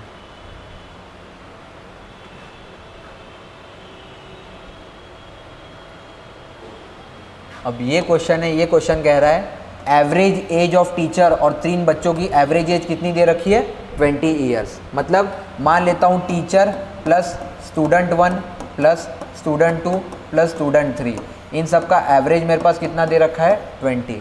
एवरेज के लिए हम 4 से डिवाइड कर देते। आगे पढ़िए, अगर सभी स्टूडेंट्स की एज सेम है तो, और difference between age of teacher and each student is 20 years, तो टीचर की एज बतानी है। सभी स्टूडेंट की एज क्या है सेम, और टीचर और स्टूडेंट में कितने का गैप है 20 का। तो मान लो मैं सभी स्टूडेंट की एज को क्या लिख देता हूँ x, तो और टीचर की एज क्या हो जाएगी x प्लस 20, क्योंकि टीचर 20 ईयर्स बड़ी थी। तो ये हो जाएगा x plus 20 plus x plus x plus x upon 4 is equal to 20। ये इक्वेशन में डाल दूंगा, तो अब इसको ऐड करूंगा तो क्या हो जाएगा 4x plus 20 is equal to 80। ये 4 यहाँ मल्टीप्लाई हो जाएगा, तो 4x किसके बराबर हो जाएगा 60 के, 20 माइनस हो जाएगा, x किसके बराबर हो गया 15 के। अब आपको पूछा था टीचर की एज क्या है, टीचर की एज क्या थी x प्लस 20, 15 प्लस 20 कितना हो जाएगा 35, टीचर की एज हो जाएगी 35 ईयर्स। ठीक है,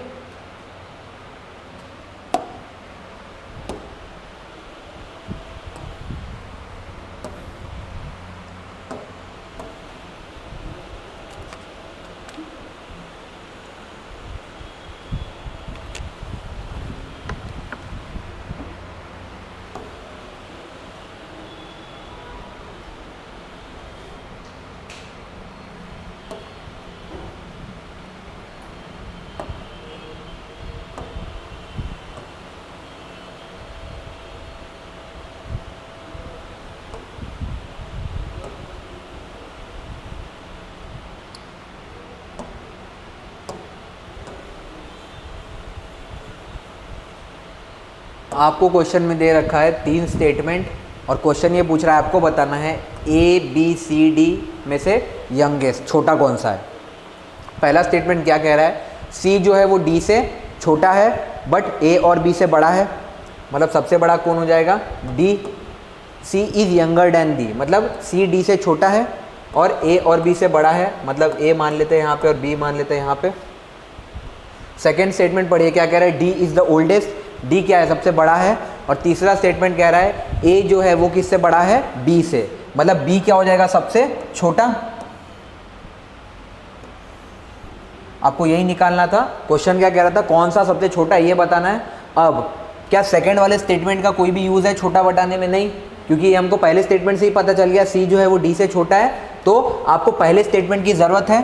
पहले स्टेटमेंट की क्यों ज़रूरत है? क्योंकि सी का पता चला आपको सी जो है ए और बी से बड़ा है। और लास्ट वाले स्टेटमेंट की क्यों ज़रूरत है? क्योंकि ये बता रहा है ए जो है वो बी से बड़ा है। तो आपको किस किस स्टेटमेंट की ज़रूरत है? स्टेटमेंट 1 और स्टेटमेंट 3 की।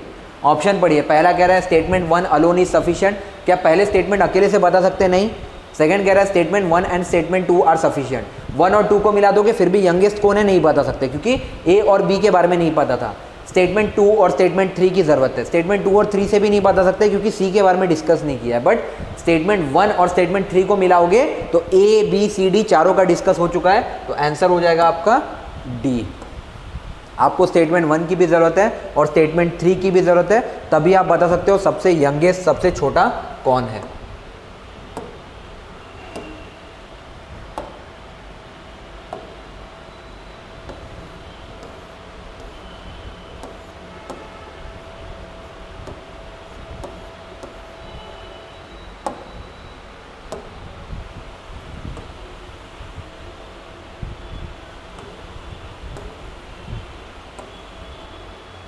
आपको क्वेश्चन कह रहा है ए जो है वो लेफ्ट मतलब यहाँ से 16वें नंबर पे है, मतलब इस एंड से अगर मैं मिलाऊं तो ए जो है मेरा वो 16th नंबर पे है, तो ए के पहले कितने लोग हो जाएंगे, 15 लोग ए के पहले, ऐसा।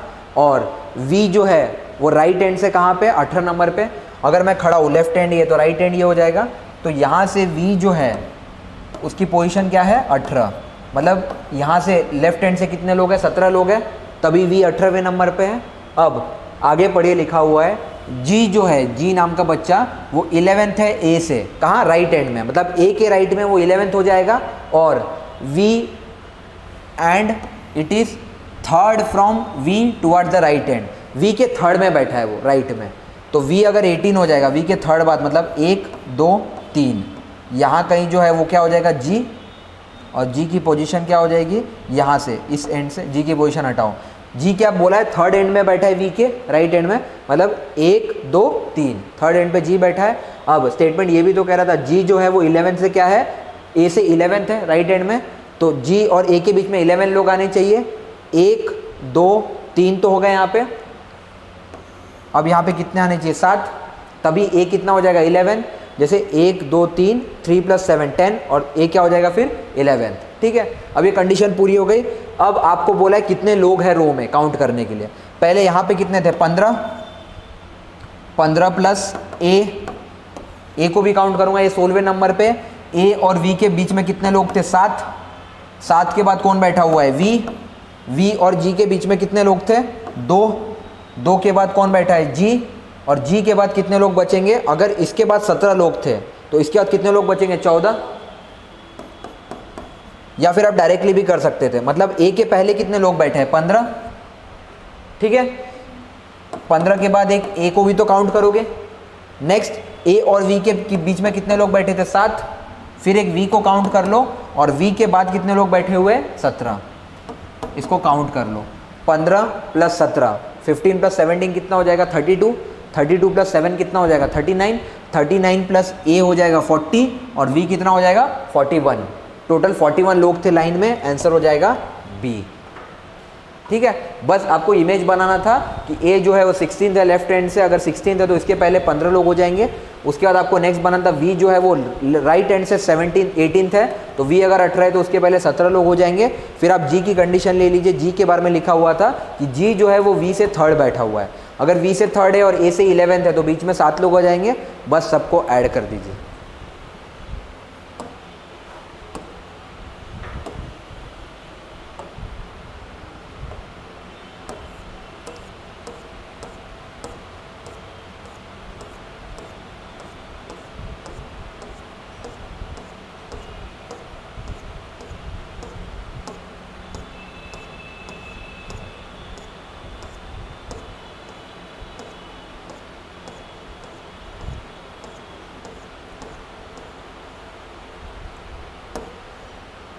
ये क्वेश्चन कह रहा है एक दुकानदार है, वो क्या कर रहा है, डिस्काउंट के ऑप्शन दे रहा है कस्टमर को। मान लीजिए आप एक कस्टमर है, आपके पास अलग अलग ऑप्शन दी है, आपको बताना इसमें से कौन सा वाला ऑप्शन कस्टमर के लिए बेस्ट है। पहला ऑप्शन देखिए, पहले आपको क्या कह रहा है, सक्सेसिव डिस्काउंट, सक्सेसिव मतलब एक के बाद एक डिस्काउंट, ठीक है। मतलब आपने कोई 100 रुपये का आइटम लिया, पहले आपको कितना डिस्काउंट दिया, 10%, 100 पे 10% का डिस्काउंट दूंगा तो कितना हो जाएगा, 90 रुपीज़ पे फिर कितने का डिस्काउंट दिया, 20 का, 90 में 20% का डिस्काउंट दूंगा तो 18 रुपीज़ माइनस कर दूंगा, तो फिर कितना बचेगा, 72। अब 72 रुपीज़ आने के बाद आपको क्या कहा है, आपको टैक्स पे करना है, कितना, 10%, 72 का 10% कितना हो जाएगा, 7.2, तो 72 + 7.2 कितना हो जाएगा, 79.2। पहले ऑप्शन से आपको कितना आया, 79.2। सेकेंड ऑप्शन आपको कह रहा है, आपको सक्सेसिव डिस्काउंट दिए 20 और 10 के, पहले आपको 10 और 20 दिया था, अब आपको रिवर्स कर दिया नंबर, 20 और 10 दिया और फिर टैक्स पे करना है। तो फिर से कर लेते हैं। अगर मान लो 100 रुपीज़ का आइटम था, उस पर 20% डिस्काउंट दूंगा तो कितने का हो जाएगा, 80 रुपीज़। 80 रुपीज़ का हो गया। अब 80 पे वापस मैंने क्या किया, 10% का डिस्काउंट दिया। 80 में से 8 माइनस करूँगा तो कितना हो जाएगा, 72। और 72 पे वापस 10% टैक्स पे करने के लिए बोला तो वापस 79.2 आ जाएगा।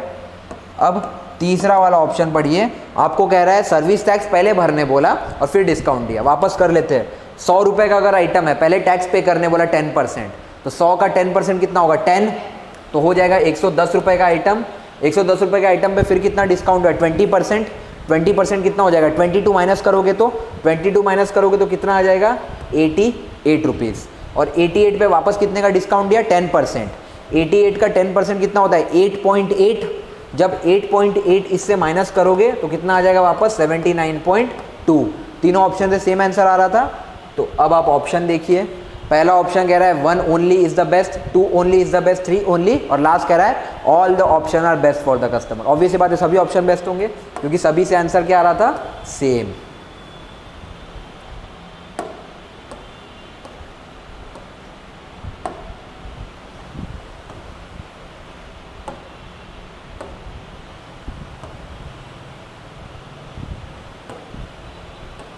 अब ये वाला क्वेश्चन कह रहा है आपको, आपके पास कुछ अल्फ़ाबेट दिए हुए हैं 8 से लेके Z तक, ठीक है। अब उनकी नंबरिंग की गई है। अगर मान लीजिए उसने GHI यहाँ पे लिखा हुआ है, GHI को क्या लिखा हुआ है उसने, 1 5 7 8, A to Z को 1 to 26 नंबर दिया है। तो G कौन से नंबर पे आएगा, A B C D E F G। G 7th आया, H कितने पे आ जाएगा, 8, और I कितने पे आ जाएगा, 9। तो GHI को आप लिख सकते हो 7 8 9, ठीक है। नेक्स्ट दे रखा है आपको DEF।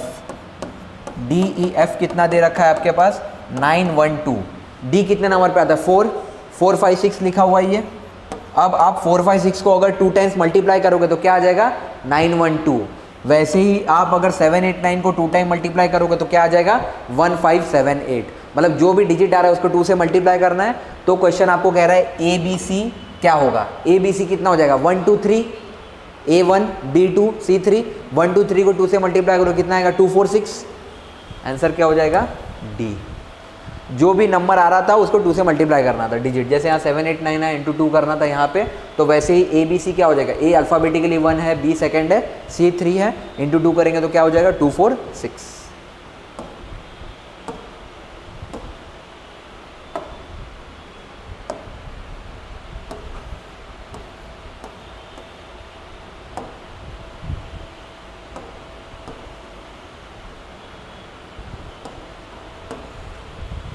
अब ये आपको कह रहा है मिसिंग टर्म निकालने के लिए। इसका ऐसा मानना है कि ACPQ किसके बराबर है, BESU के। मतलब ACPQ ये कह रहा है BESU के बराबर है, ठीक है। अब पहले चेक कीजिए रिलेशन क्या है। A + 1 करेंगे तो क्या हो जाएगा, B। A के जस्ट बाद आता है B। C के बाद देखेंगे C + D + E, +2 करने पे E आएगा। CDE 2 ऐड करना है +2 करने पे, यहाँ +1 करने पे, यहाँ P में क्या करना पड़ेगा, +3। चेक भी कर लो, PQRS 3 जोड़ने पे क्या आएगा, S। और Q में क्या होगा, +4। Q में करोगे तो QRSTU, +4 करने पे क्या आ रहा है, U। तो +1 +2 +3 +4 करना है। अब M में +1 करोगे तो क्या हो जाएगा, N। N में +2 करोगे तो NOP। NP आ गया, मतलब ये वाला तो कट गया मेरा, ये 3 ऑप्शन बचे। अब G में मुझे क्या करना है, +3।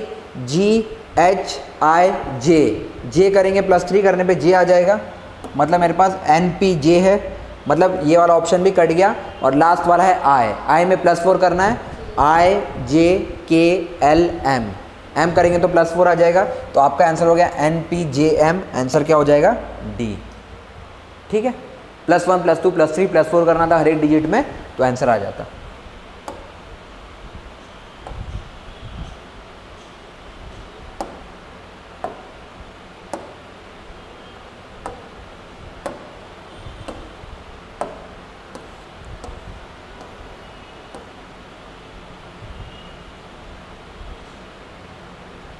अब आपको पूछा है इन सब नंबर में से सबसे बड़ा कौन सा है।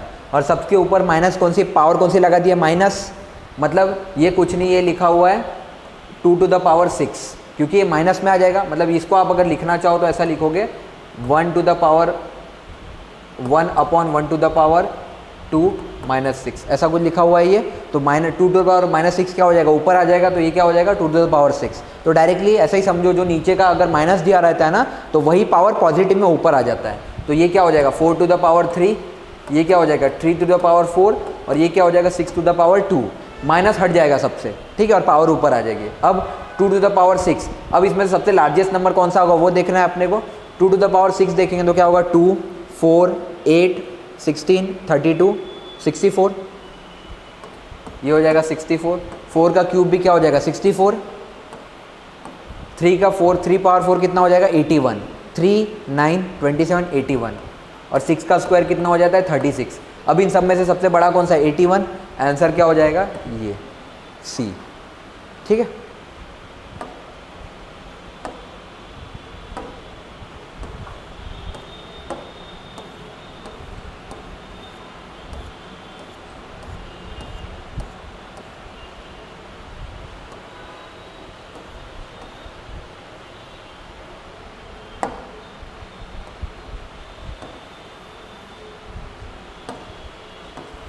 पूछ रहा है ऐसा कौन सा छोटा नंबर है जिसको 3, 4, 5 और 6 से डिवाइड करेंगे तो रिमाइंडर क्या आएगा 2। मानते हैं सबसे पहले 3, 4, 5, 6 का एलसीएम क्या होगा,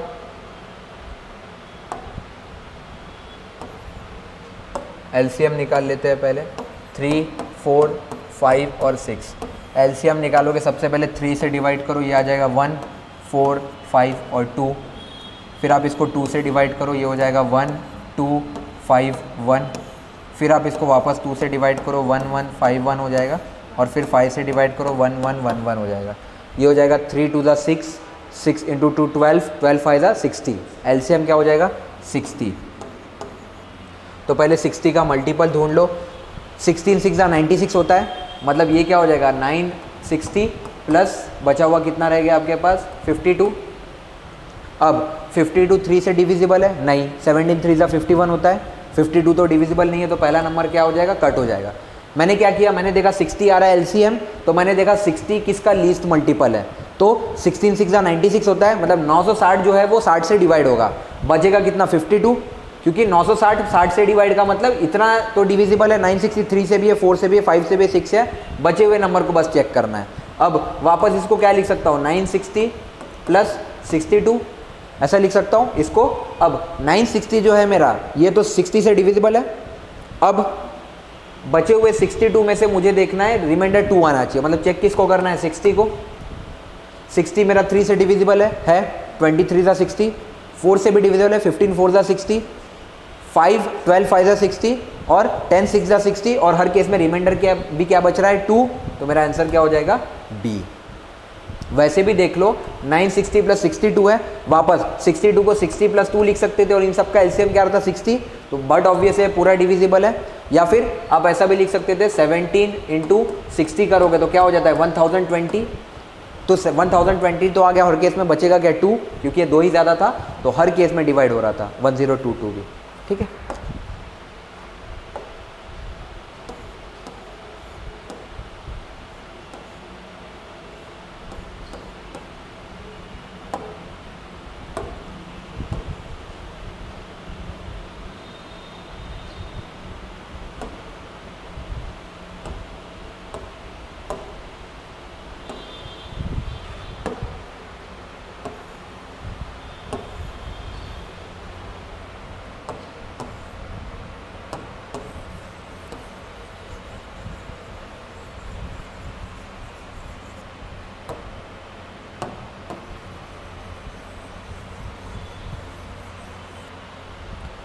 अब ये क्वेश्चन आपको कह रहा है आपके पास एक डेसिमल दे दिया है इस फॉर्मेट में, वो किसके बराबर है। इस क्वेश्चन को करने का एक ट्रिक बताता हूँ। पहले ये देख लो 1.27272727 ऐसा दे रखा है, तो जो रिपीटिंग होता है ना उसको हम 1.27 बार कहते हैं, क्योंकि 27 बार बार रिपीट हो रहा है। अब पहले ये चेक कीजिए बार के नीचे कितने नंबर है, 2 नंबर है, तो इसको क्या लिख सकता हूँ मैं 99 डिनोमिनेटर में 2 बार क्योंकि बार के नीचे कितने डिजिट थे, 2 थे, तो इसको डायरेक्टली जितने बार के नीचे जितने नंबर रहेंगे उतने में क्या ऐड करूँगा, 9। अगर यहाँ 272 होता तो मैं एक और 9 ऐड कर दूंगा, जितने बार के नीचे नंबर रहेंगे उतने में 9 ऐड करूँगा, तो मुझे क्या दिख गया, 1.2727 है।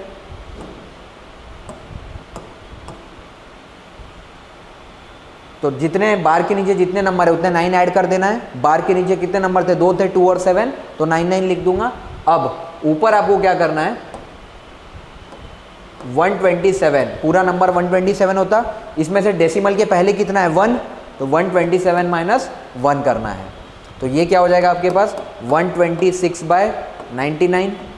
जब आप इसको 9 से डिवाइड करोगे तो ये क्या आ जाएगा, 14/11। ठीक है, एक तो ये तरीका है। सेकंड, इससे दूसरा तरीका और क्या हो सकता है, आप मान लो आपने बोला x किसके बराबर है, 1.272727 के बराबर है ये नंबर, ये x हो गया। अगर मैं इसको 100 टाइम्स मल्टीप्लाई करूँगा तो 100x किसके बराबर हो जाएगा, 127.272727, 2 पॉइंट आगे आ जाएगा। अब आप क्या कीजिए, 100x माइनस x कर दीजिए, तो ये क्या हो जाएगा, 127.27 माइनस 1.27, ऐसा कुछ हो जाएगा। 100x माइनस x कितना हो जाएगा, 99x, और ये 127.27 में से 1.27 माइनस करोगे कितना बचेगा, सिर्फ 126, क्योंकि 1.27 कट जाएगा तो कितना बचेगा, 126।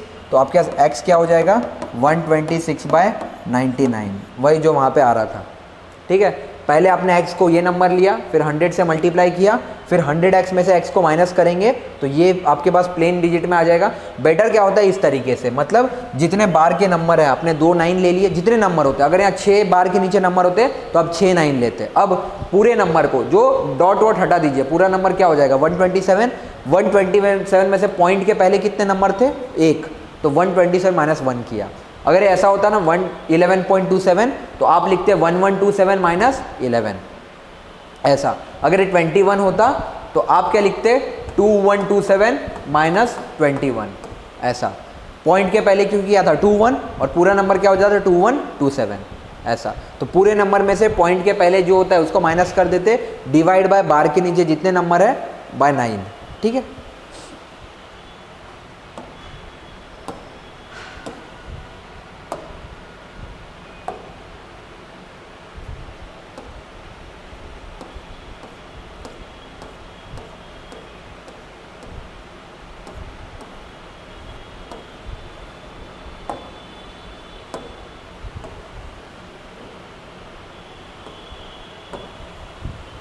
आपको कह रहा है एक क्लास है और क्लास में 3 ग्रुप्स है।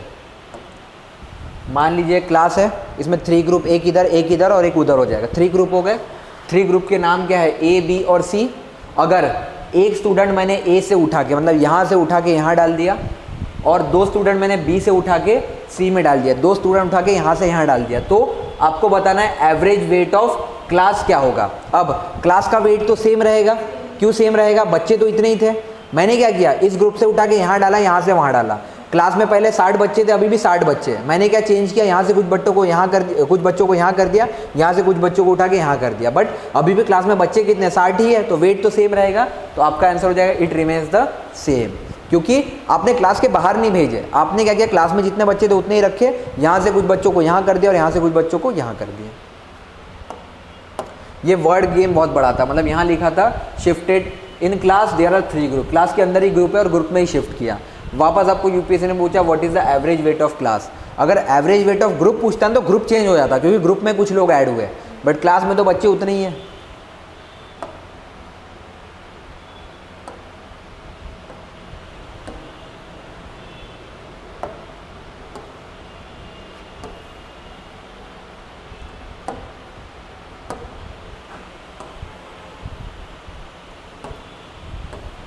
अब ये वाला क्वेश्चन आपसे पूछ रहा है कि जब मान लो कोई नंबर है इस टाइप का, इसको जब मैं 100 से डिवाइड करूंगा तो रिमाइंडर क्या बचेगा। ठीक है, अब आप एक चीज़ दिखे, यहाँ पे क्या है 2 और यहाँ पे क्या है 5। एक बार जब आप 2 × 5 कर दोगे तो क्या आ जाएगा 0, और 0 को किसी भी नंबर से मल्टीप्लाई करो, एंड में क्या आएगा 0। मतलब मैं आपको ये कह रहा हूँ, अगर मैं 142 को 100 से डिवाइड करूँ तो रिमाइंडर क्या बचेगा 42, एंड में जो होता है। बट यही अगर मैं ऐसा कर दूँ 14200, अगर मैं 100 से डिवाइड करूँ तो एंड में क्या बचेगा 0। क्योंकि जो एंड में होता है वही आता है 100 से डिवाइड करने पे। एंड में क्या है 0, यहाँ एंड में क्या था 42, इसलिए 42 बचेगा। 100 वन 100 होता है, बचेगा कितना 42। यहाँ भी अगर आप डिवाइड करोगे एंड में क्या है 0, तो 0 आना चाहिए। अब ऑप्शन चेक कीजिए 0 किस में है, सिर्फ 50 में, तो आंसर क्या हो जाएगा ये। आप अगर एक बार नंबर में 0 आ गया ना मल्टीप्लाई करने पे, मतलब आप 62 × 75 कीजिए, आपके पास 0 आ गया। अब ये जो आया ना इसको आप किसी से भी मल्टीप्लाई कर लीजिए, एंड में क्या आएगा 0। कैलकुलेटर में भी कर सकते हैं, क्योंकि 0 multiplied by any number will give you 0। अब जब आप कोई नंबर है x y z a b form का और उसके एंड में 0 0 0 लगा देंगे, तो हमेशा अगर इसको 100 से डिवाइड करेंगे तो एंड में क्या आना चाहिए 0। 0 ऐसा एक ही ऑप्शन है जहाँ एंड में ये दे रखा है। ये एग्जाम में ये निकालने के लिए देख रहे हो, यूपीएससी ने एक ही ऑप्शन में 0 रखा है एंड में, क्योंकि ये फ्री फुकट के मार्क्स होते हैं, बस आपका अंडरस्टैंडिंग चेक कर। अगर यहाँ ऐसा होता ना 70 90 तो आपको चेक करना पड़ता, क्योंकि 3 ऑप्शन के बीच में क्या आ रहा है 0, बट यहाँ एक ही ऑप्शन है 0, यही होगा। ऐसे क्वेश्चन में तो 10-15 सेकंड से ज़्यादा लगना भी नहीं चाहिए, ठीक है।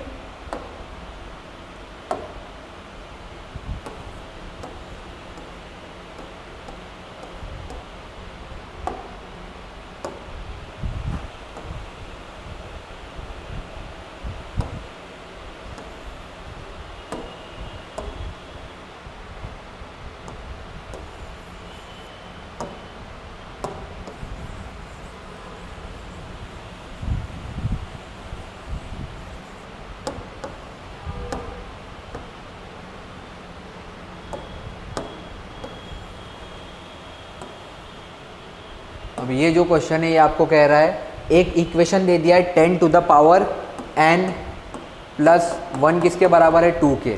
ये कह रहा है किस किस वैल्यूज़ के लिए। पहले आप n को रख दीजिए 0, तो ये क्या हो जाएगा 10 टू द पावर 0 प्लस 1। अब anything raise to the power 0 क्या होता है 1 हमेशा, तो ये क्या हो जाएगा 1 प्लस 1 इज इक्वल टू 2 आ गया बराबर। अब ये कह रहा था सम ऑफ द डिजिट्स का सम करना है। 1 प्लस 1 10 टू द पावर 1 क्या हो जाता है 1, तो 1 प्लस 1 कितना आ जाएगा 2।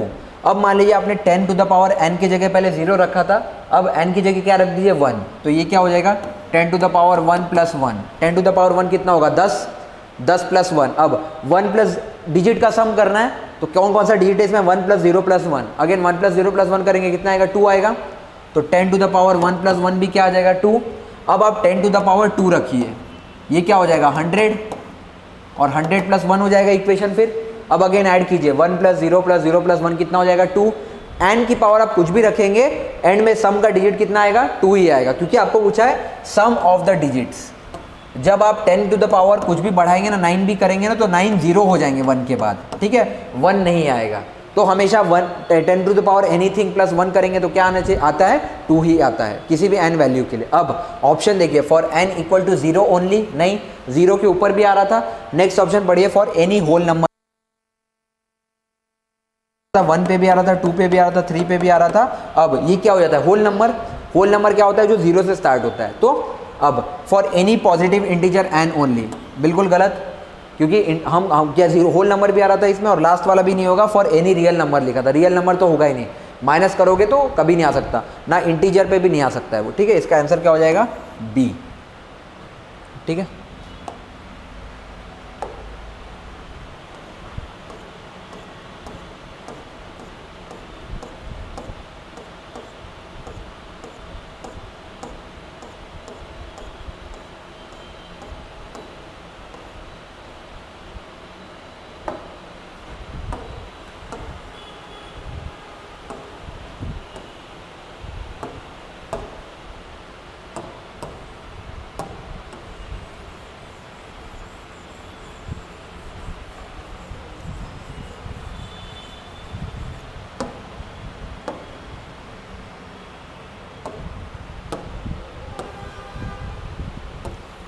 ये आपको पूछ रहा है, आपके पास 5 लेटर है, कौन कौन से, दिल्ली, दिल्ली में 5 लेटर है DELHI, आपके पास 5 लेटर है।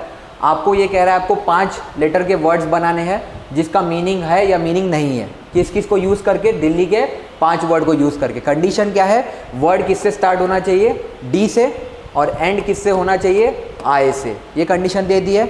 अब कितने नंबर बन सकते हैं, मान लो मैं यहाँ पहले E को रख दूंगा, फिर यहाँ किसको रख दूंगा L को और H को, ऐसा पहला। अब यहाँ मैं ई को ऐसे ही रहने दूंगा, एच को यहाँ कर दूंगा और एल को यहाँ कर दूंगा, इन दोनों को घुमा दूंगा। नेक्स्ट कॉम्बिनेशन क्या हो सकता है, एच यहाँ पे आ जाएगा, ई यहाँ पे आ जाएगा, एल यहाँ पे आ जाएगा। नेक्स्ट हो सकता है एच यहाँ पे आ जाएगा, एल यहाँ पे आ जाएगा, ई यहाँ पे आ जाएगा।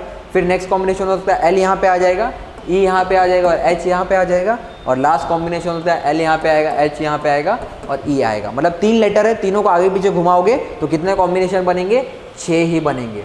आपका आंसर क्या हो जाएगा, 6। क्योंकि क्वेश्चन क्या कह रहा था, डी फिक्स है, आई फिक्स है। बचे आपके पास 3। आप यहाँ तो पहले ई को यूज़ कर लो, फिर एल और एच हो जाएगा। अगर ई को यहीं पे फिक्स करो तो क्या हो सकता है, एच और एल, और तो कोई कॉम्बिनेशन बनेगा नहीं। फिर आप एच को फिक्स कर दो, ई और एल बचेगा, एच को फिक्स कर दो, एल और ई बचेगा। सेम आप एल के साथ भी कर सकते हो, ठीक है।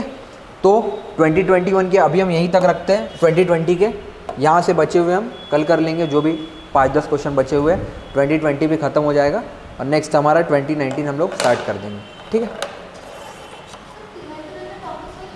हाँ हाँ, ये थे हो यस यस यस यस।